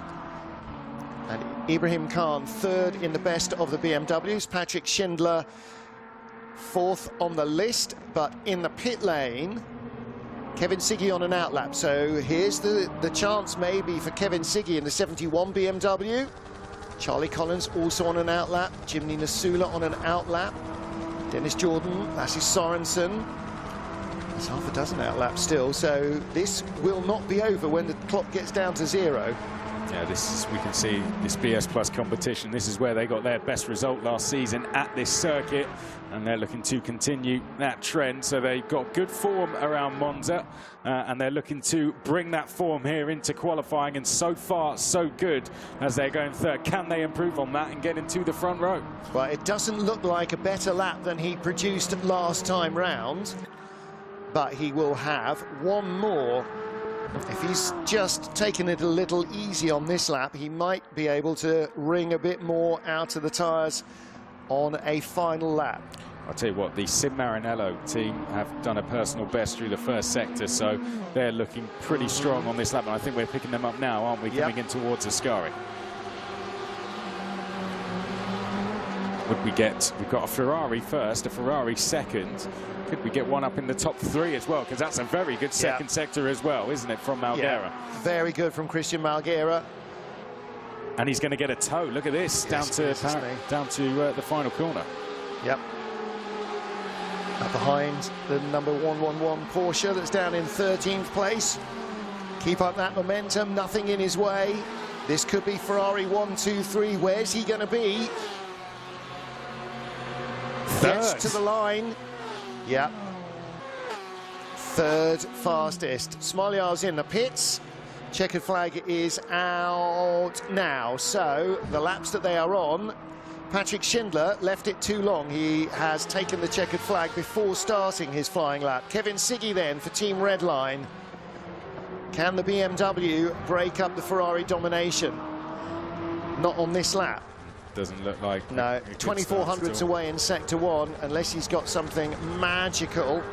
The Ferraris have been very quick in Sector 1, good in Sector 2.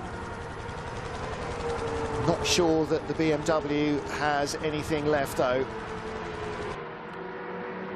Given we've never had a Ferrari on pole, if we could get 4 in the top 5, that would be something pretty special, wouldn't it? Yeah. Well, we will have, because Ibrahim Khan in 4th place. The only car that might do something is this one. It's a pretty good second sector. Ooh, 22 thousandths away from his best. What does he need to get into the top 4? He needs to find, 1400ths of a second. This could do something here. Personal best second sector. Sector 3, if he's got enough to handle the parabolica, he's going to give it a shot anyway. Look how close he is over that white penalty line at the line. Oh, 3rd place. That is a big lap from Kevin Siggy. Ibrahim Khan will join him. So we'll have 2 Ferraris on the front row, 2 BMWs on row 2, Ferrari Porsche row 3, Ferrari Porsche row 4, best of the Aston Martins, Jimmy Nasula in 9th place, and Dennis Jordan in 10th in the 99 Porsche. So that was a big effort from Kevin Siggy. Again, never say never. 1300ths off pole. but 67 thousandths separating the top two, Alex Smolyar and Jordi Svires. Yeah, fantastic stuff there from Kevin Siggy, but even better from this team here, Triple Eight. Of course, they took a win last year, so they've been on the top step once before, never been on pole position for, neither has a Ferrari, but they have changed that now. Fantastic driving from Alex Smolyar there to go and put it at the front. And he's not the only Ferrari on the front row. Brilliant performance on home soil for them. Yeah. Yeah, good. I mean, really, really strong stuff from Smolyar. He was in the top three pretty much right from the beginning of the session. It was always going to be either a major mistake or somebody else producing something that they didn't in the early laps. So every time they came into the pits, made some changes, he went out and went quicker still. So it is a Ferrari 1-2, BMW 3-4, and then 2 rows Ferrari, Porsche. So, yeah, top 7 places, there are 4 Ferraris. In fact, all 4 Ferraris. Yeah. So, I mean, they were, like I said, 3 in the top 5 at Bahrain. That was a new track, of course, so it was a case, could it have just been because it was a new track? But that's no longer the case. We come here to a track where we have been before. Yeah. And that's domination, if you like, has continued. They didn't quite win. And it's interesting, isn't it? Because Monza's not a track that nobody ever races in anything else. Everyone races everything at Monza. So it's a track that any driver on any platform will know well. And again, you know, you go back to the fact that last year was the first season for this Ferrari in rFactor 2. Yeah. So, you know, it's still development work. So here they are. They've come to Monza and they have really qualified, all of them, extremely well. I mean, there's none of them outside of the top 8. So they've done a brilliant job. I mean, that Triple Eight team just had bad fortunes at the first round as well. They were hugely competitive. But Alex Smolyar, who we look at last drove this circuit in an FIA Formula 3 car. Absolutely fantastic job for him.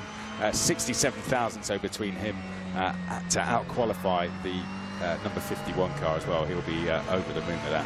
Well, they'll be coming across the line doing sort of 250, 260 kilometres an hour, and 1,000th of a second at that speed is you know, millimetres. So, I mean, it is a tiny amount. If you overlaid the two of them, then there would be, you know, part of the nose visible, maybe as far back as the headlights between the two cars.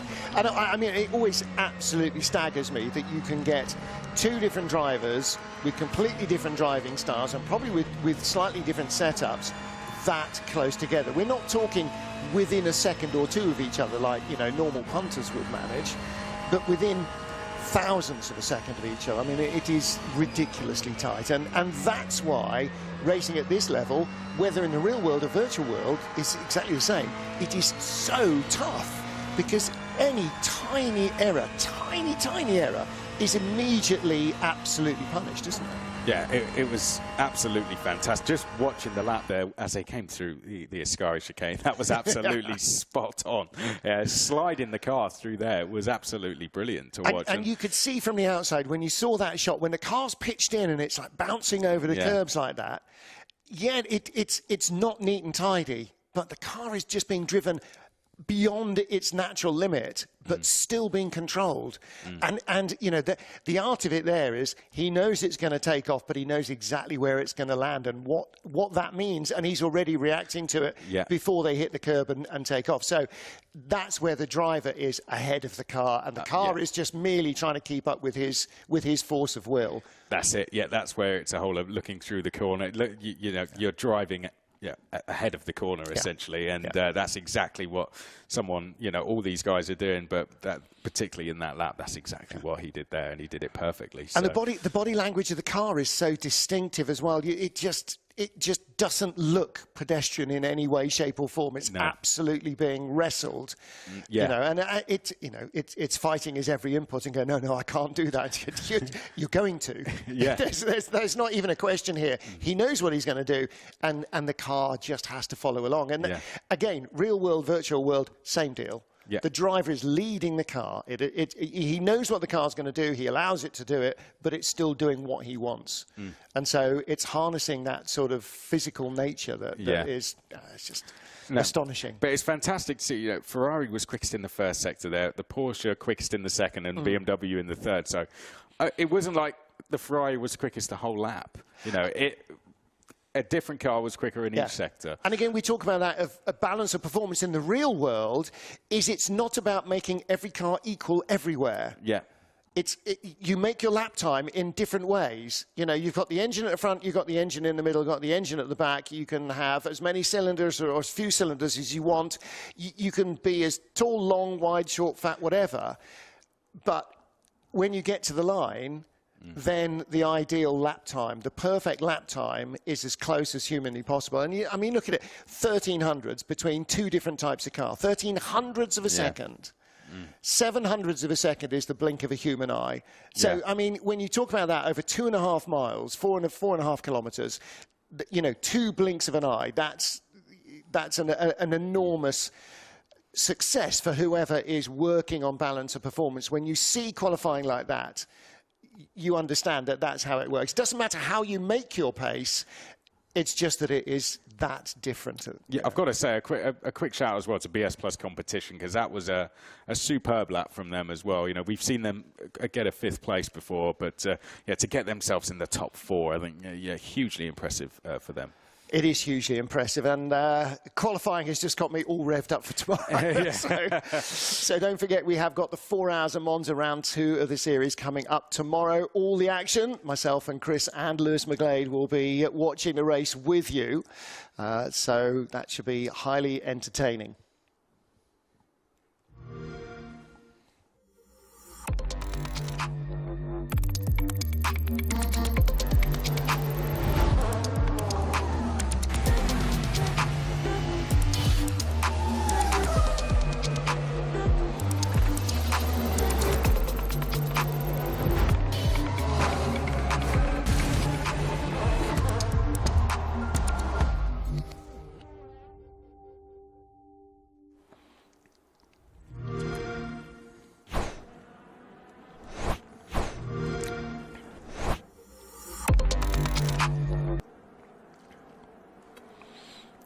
So qualifying done and dusted for round 2 of the 2022 Le Mans Virtual Series here at Monza, and Ferrari with a dominant performance to lock out the front row.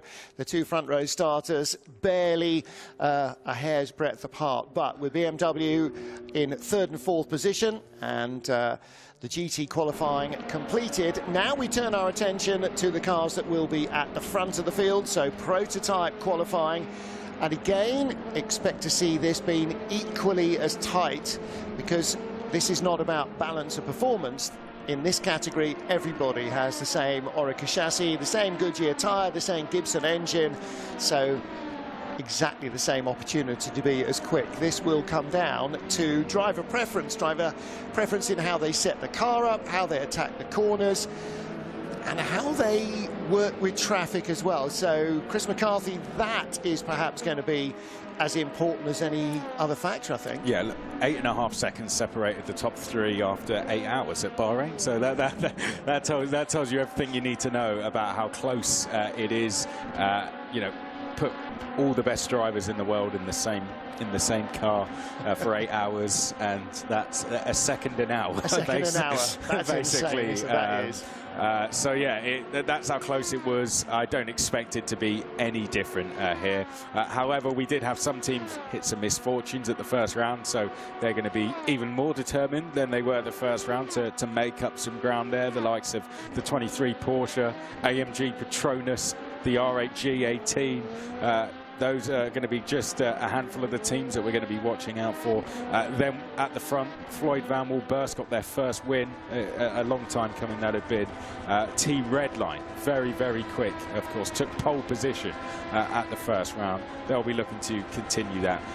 There is just so much to watch out for in qualifying here. Yeah. Really looking forward to it. And of course, we've got the new faces as well that we brought in to the championship this year. They've had that first round now to find their feet on a new track. They're going to come to a track now that they know a little bit more well on rFactor 2, so we might see them bump themselves up the order as well.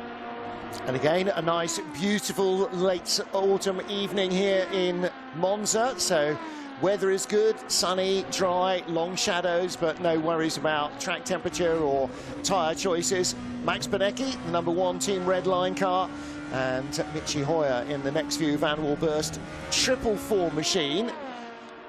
And whatever they are choosing in terms of tyre for the race, doesn't seem to make too much difference. As in Bahrain, you can go with kind of either dry tyre choice, and it doesn't. You don't pay a huge dividend in terms of performance with a softer tyre, and you don't lose too much in terms of longevity with it either. So again, could well be just down to team choice on what they prefer to do with their setup for the longer runs. Yeah, absolutely. We'll see what they go for in the races tomorrow as well, but we didn't see too much of a difference. There we can see the #1 Team Red Line car. Just having a quick look back at what our pole time was for last year to give us a bit of a reference. So R8G, the #8 car, R8G took pole last year here at Monza, and it was a 1:32.736. That pole time was beaten in GTE. So let's see if it gets beaten. It was Erhan Yujovski who took that pole time. Let's see if that gets beaten. It was beaten by, I think it was about a 10th of a second, wasn't it? So let's see if that gets beaten in this one. Did we make that? As soon as you said that, I thought we didn't make that. We didn't make that point in GTE, did we? It was beaten, yes. It was below 3.8, so I think it was a couple of hundreds. And now the screen has cleared itself. I can't remember what it said. No, it was definitely quicker. So let's see if that gets beaten. 1:32.7 already. They're down at 1:33.1, so they're knocking on the door already of what could be a provisional pole time. So the R8G car fastest at the moment, and here is car #4, the Floyd Van Wallburst machine.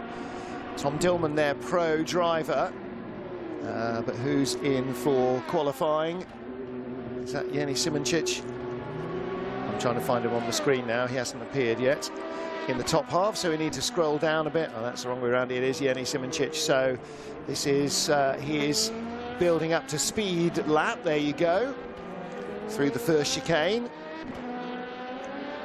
and then heading around through Curva Grande and down to the Roggia.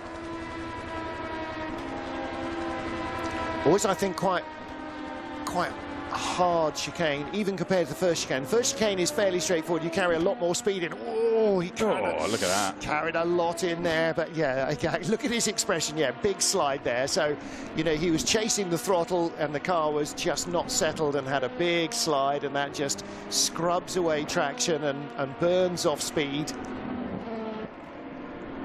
So this won't be necessarily a top draw lap. However, as he got into the Roggia, just as you get off the brakes and start to turn, that's the end of timing sector 1, so he was 75 thousandths up.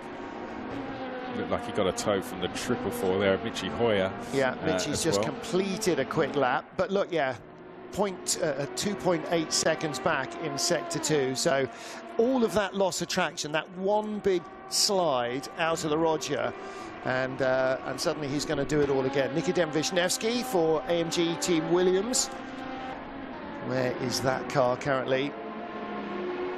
Sector 3, but he is way down the order at the moment. Yeah, Nikodem Wisniewski. Let's see what they can do. A team that seems to struggle when it comes to qualifying. They've never taken a pole position. It's the only part of their performances that really lets them down when it comes to fighting for the titles overall. And I think that's something they'll be looking to turn around this season. But of course, they're very, very strong outfit. Other than that, let's see what they can do this season. If they could improve that part, they would be an even stronger force than what they already are. Number 5 Williams Esports car down in 18th place, yet to set a fast lap. We were just watching the number 2 Team Redline car. That's in 2nd place at the moment with Diogo Pinto at the wheel. Pinto 28 thousandths away, but this is not a quicker lap from him, so he'll be heading into the pits, I think.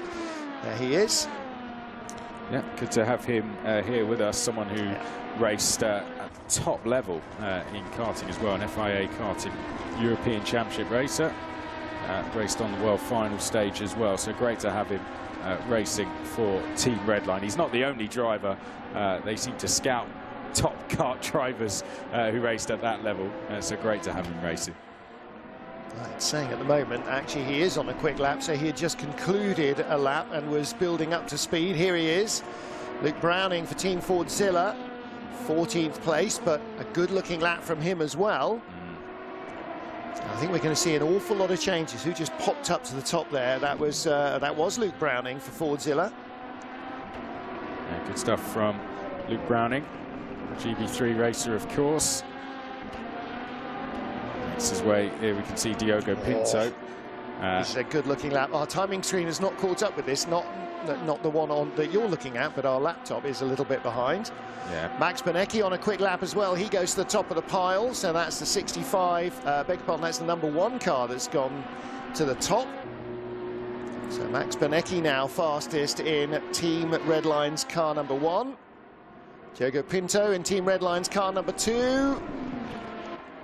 From 4th place to 4th. No improvement. Wow. Yeah. Lost plenty there in the final sector, didn't he? I thought we were going to get a 1-2-1-2 there for a moment. Yeah, that was a bad last corner, wasn't it? Let's see. So much about Monza, you think, okay, it's so straightforward. Chicane, long open corner, chicane, 2 right-handers, long straight, chicane bit, long straight, right-hander, long straight. You know, but the devil is in the detail, and that's the thing. You know, everybody knows it so well that if you are just a whisker off somewhere, then it will haunt you for the rest of the lap. I've got to say, this is good from the number 23, because that was one of the Porsche teams that hit problems. So good stuff from them so far. Josh Rogers out in the car for them. Porsche won that here in GTE last year. So those guys know how to win round here. See if they can transfer that up to LMP. Here's Baldwin in the AMG Petronas car to the line. Goes P5. Yep.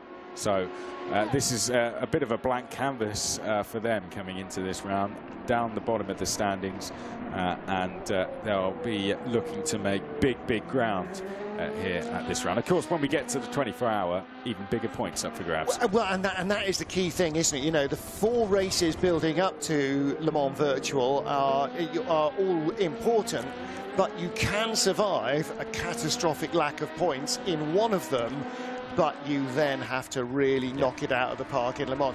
Even if you're the points leader and the comfortable points leader going to Le Mans, if you have a catastrophe there, then suddenly, you know, the double points paying and all of that means that everybody else gets, you know, a huge opportunity to catch you. So, yeah, having a catastrophe in the first round is much better than having, not much better, much less disastrous than having a catastrophe in the final round. Yeah, I mean, you've got to remember the champions last year had a DNF and a 19th place along their way to winning the championship by half a point after winning the 24-hour. Yeah. So it can be done. It can be done.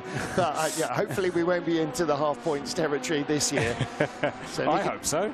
It was fantastic. Well, 2.5 points between the top 3. Yeah, but it makes my brain hurt. That's where we get Lewis. I'll do single points, or yes, we need a mathematician or a statistician. We need somebody who can think and count, and I can't think or count. Not what I'm talking. One of us can do one and the other can do the other. That's why there's 3 of us, or 4 of us. Yeah. Nikodem Wisniewski, is this going to be close? From 1800s up to 44,000s back. Looks like he has got enough. Has he got enough at the line? Did he have a good run through? No. No. So the predictor was absolutely on the money. Hope stays down in 6th place. Yep. So Max Benecki and Michi Hoyer we didn't mention. We didn't sort of spot that. He's popped up into 2nd for Bicoles. Yep, the Next View team. Good start for them. And he talks about Josh Rogers. Of course, those guys were racing in GT last year. I mean, they are GT racers. They race the Porsche Super Cup and so on. but reflecting the real world, Porsche stepping up from GT into prototypes as they are in hypercar. So, yeah, bringing their GT races to play, and again, that's going to reflect the real world, because they don't have a bunch of hypercar drivers just hanging around twiddling their thumbs. They've got a bunch of drivers who have been employed racing GTs for the last 6 years. So that's where their driving talent is largely going to come from. And yeah, for Josh Rogers and the crew, yeah, great opportunity. The best thing in life is doing something different, isn't it? Because you always learn more doing different than you do doing the same. Look at that, going quicker straight away. No, it is great to see, the two cars up there. Mixed fortunes, a fourth, and unfortunately a disconnect for the other car. But otherwise, it would have been two really good results, I would have said. But nevertheless, it showed they were competitive straight from the off, and I think these guys will be good here. They know how to win around this circuit, and I think we're going to see. I think they showed at that first round that they're not just here to make up the numbers or just take the odd podium. They're here to fight for the title. And you always say about real world drivers, if they're good, they can drive anything quick. And I think that you're kind of seeing that with guys like Josh Rogers here. No question he can drive a GT car quickly, but clearly he can drive one of these quickly as well. Max Pernecki as well. Another good run from the #1 car, in first place at the moment. And will he hang on? How much of an improvement is this? It's a 94 thousandths of an improvement. Josh Rogers lost time in the second sector, but only a whisker, 1900s back in sector 3. So he stays third. Michi Hoyer now back out of the pits and halfway round on his outlap. We've got a great time here from Diogo Pinto. Look at that through the first sector. Are we going to get a 1-2, 1-2? No, again, it's gone away in sector 2 and sector 3 as well. Goes second. Yeah, no, we have got a 1-2, 1-2, goes second, so 132.9. Yeah, so he's ahead of Michi Hoyer now. For team completeness, obviously, we need Jenny Simoncic in the #4 White Collars burst car to be third ahead of Michi Hoyer in the 444, so that we get teams in the correct number order. We've got a good time also going on. Tom Lartilou for Alpine has, of course, Alpine Esports. That team came under that name at the 24-hour earlier this year. Going well through the first sector. Also, Marcel Shinchik going well as well in the #8 RHG. Personal best through the first 2 sectors. Could be one to watch. Down in 15th, but I think we might see a good improvement there. Yeah, Baldwin not hanging around either. Yeah, James P4. Baldwin, P4 for Baldwin. Yeah. That looked like a good lap in sector 1. Didn't look so good in sector 2, but sector 3, purple sector for the 63 car. So going quicker than anybody else through sector 3. Impressive stuff from the AMG Team Petronas driver, Michi Hoyer. Well, he was just on his outlap. Let's see what he's got. And P3 there for the #8 car as well. Wow. For RHG Esports. So Marcel Shinchik there going up to P3. Brilliant stuff from them. Of course, a great start to the season with second place and straight up into third place. Watching Michi Hoyer's face, a composed frown. Come on, car, come on. He needs Clarkson voiceover, doesn't he? Power! Apologies there for those of you who can lip read in German. It's looking like a good lap, though. That's the thing. Yeah. No, he's wrestling it around. It's better than his previous best, but yeah, sector 2 is going to sector 2 is going to be a horror story. So okay, here we go. Checks the time. That's where he's looking up to. Right, where's everybody else? What's the time? 3 minutes to go. So he has actually got time to complete this lap at a relatively modest speed and do another relatively modest lap to try and let the tyres breathe a little. What he doesn't really have time for is a visit to the pit lane, but then what do I know? What he's done is visited the pit lane. Look how close it is, though. I know. That is ridiculous. There's less than 3 tenths between the top 14 cars. Yeah. That is incredible. Well, you know, and people say one-make racing, it's not like it used to be. No, it's not like it used to be, but...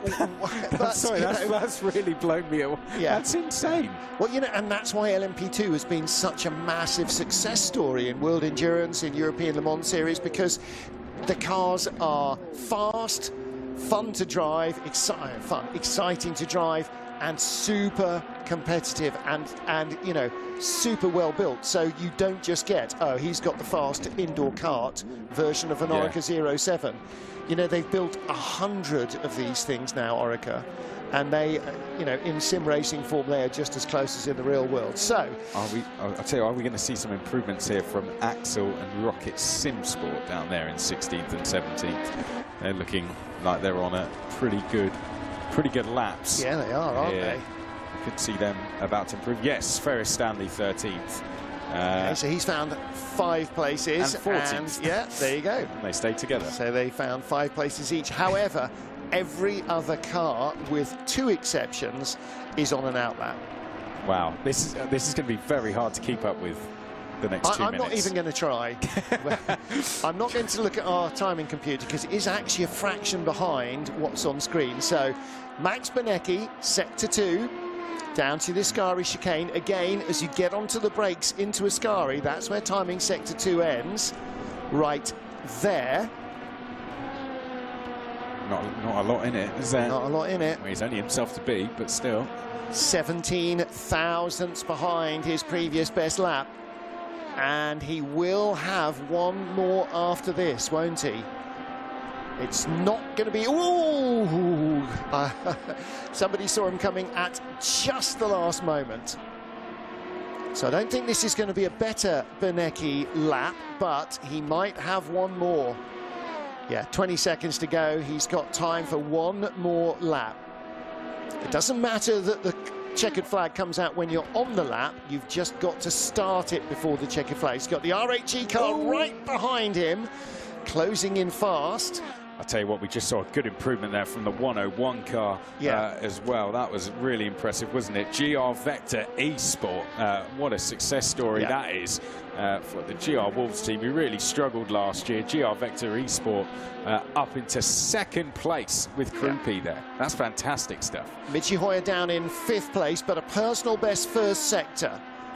So on for a 102.335 to the 2nd sector, 2600ths away, which would leave him no further than he is. He's 2200ths away at the moment, so he needs a massive sector 3, Michi Hoyer, to improve on 6th place. Josh Rogers is going quicker behind him, though.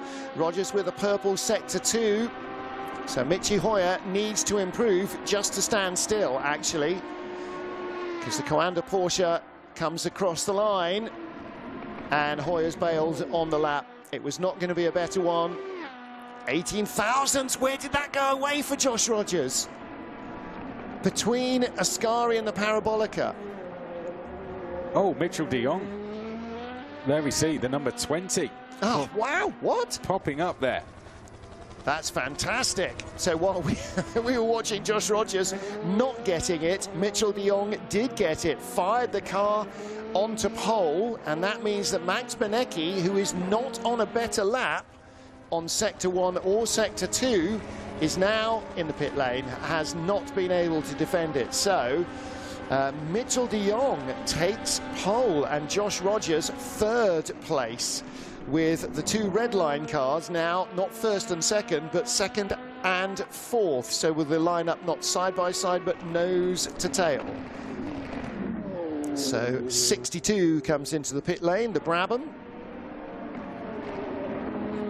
62, the number for the Brabham Esports entry, because that was the year in which Jack Brabham won his, I was going to say, won his first world title. Did he not win in 59? No, that was Mike Hawthorne. So 62, Jack Brabham's. Somebody's having a bit of a joyful weave there. So Mitchell de Jong, pole position. Absolutely fantastic. Well, now, it's the first time we've even mentioned his name. Yeah. So what was he doing? Like having a cup of tea? Because it was all it was all Josh Rogers in the 23. Mitchell de Jong, out of nowhere, creeps up and takes pole position. Absolutely fantastic stuff. And Michi Hoyer in the end, not 4th or 5th or 6th or 7th, down to 11th place, because the laps that came across the line behind him were quicker. That's a big disappointment for that team. Well, a good improvement from the 18 as well, the RHG car. Ozil Dirium coming up to P5 at the very end there as well. That was a good improvement. So RHG last year, 132.736. RHG this year set a 132.883, so a fraction slower. But pole position, 132.695 compared to 132.736 last year. So same cars, same tyres, same engine power, same track. Just a year of even more improvement from the teams and the drivers. So Mitchell, you know, and again, Mitchell de Jong wasn't driving these cars last year. He was in the GT cars, same as Josh Rogers. So those two guys, 1st and 3rd, can't imagine why Coanda have hired them. No earthly reason why they might possibly have been in there. So Porsche Coanda, who did not race in LMP last year, are 1st and 3rd. Team Redline, 2nd and 4th. RHG, last year's pole sitters here in Monza, in 5th place, ahead of number 4 Floyd Van Wilburst car. So that's not too bad for them, ahead of Mercedes AMG, and that will be good news for Mercedes to have got. Get some confidence back, but 444, the next few Van Wilburst car, down 11th. Disappointing last, minute after the checkered flag, as everybody shot by them. So there you go. That is how it looks in our LMP field. So slightly breathtaking end to qualifying there. It caught us completely by surprise. We had not looked at all. We were watching Josh Rogers, and suddenly, boom, in comes the other Porsche, number 20 car, onto pole position. And here's the run down into the first chicane. And this is going to be about probably as perfect a lap as you're going to see all weekend. But do you know what? It's the thing. He didn't get any purple sectors in this lap. It was just he put all 3 together. Better than anyone else, and that's what you have to do to take pole position. Of course, you can see hugging the apex here around Curva Grande. Absolutely fantastic stuff. 65 thousandths it was in it, but absolutely nailed it here. Mitchell de Jong saved it right to the end. There you can see clatters a curve through there. You've got to take the curve. You can see the amount of pace he carried into that corner. He should be getting the car stopped there, but he managed to get it. That's exactly what real-world racing drivers would be saying. They'd be saying, for one, you don't get a quick lap by hugging the curb in Curva Grande. Secondly, if you hit the first curb like that in the Roger, you'd have had a huge red flag incident. And so, yes, it's not exactly the same. It looks very, very, very close to the same, but the physics are not exactly the same. These cars will take endless abuse on curbs that a real-world car won't. But it's not the real world. We understand that. It doesn't matter. What matters is that everybody is so close. And, you know, again, the view down this main straight into the Parabolica is just as intimidating in a sim as it is in a real race car. So, and, you know, hats off to Mitchell de Jong to just pull that lap out. Again, we hadn't said his name all the way through the session. No. He hadn't been a factor. And clearly he was working himself up to a lap. So, we'll have to bear that in mind for the next one at Spa. Absolutely fantastic stuff. There were drivers who saved themselves towards the end there. There were drivers. Ozil Dirium was another one in the number 18 RAG. It was another driver we didn't really mention. But then there were some drivers who looked like they were doing really well, putting really good times, but they just did them a little bit before everyone else. All right, so here we go. This is our full classified pools check.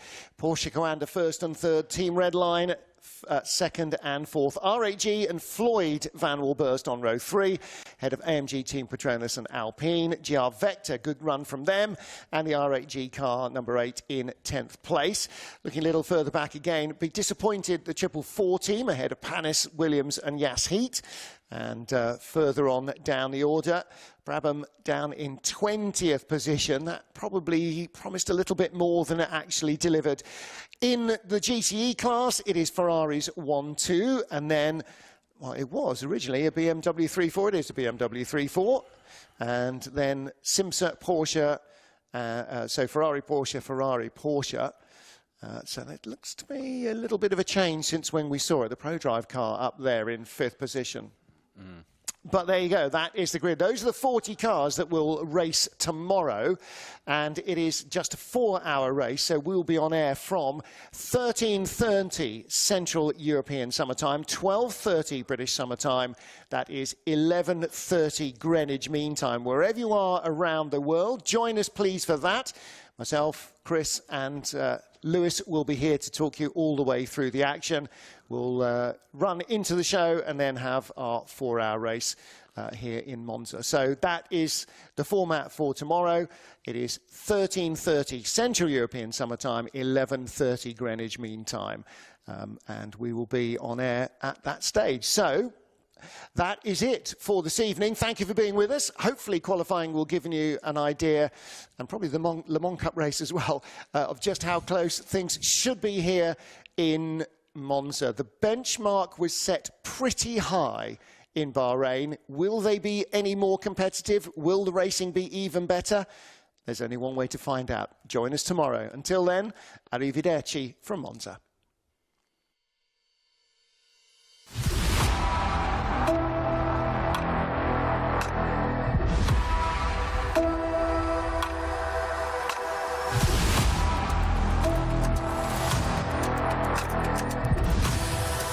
A very early change to green, and away we go. 3, 4 wide behind. Everybody else down the inside. One spread out. Big moment. He's here as well.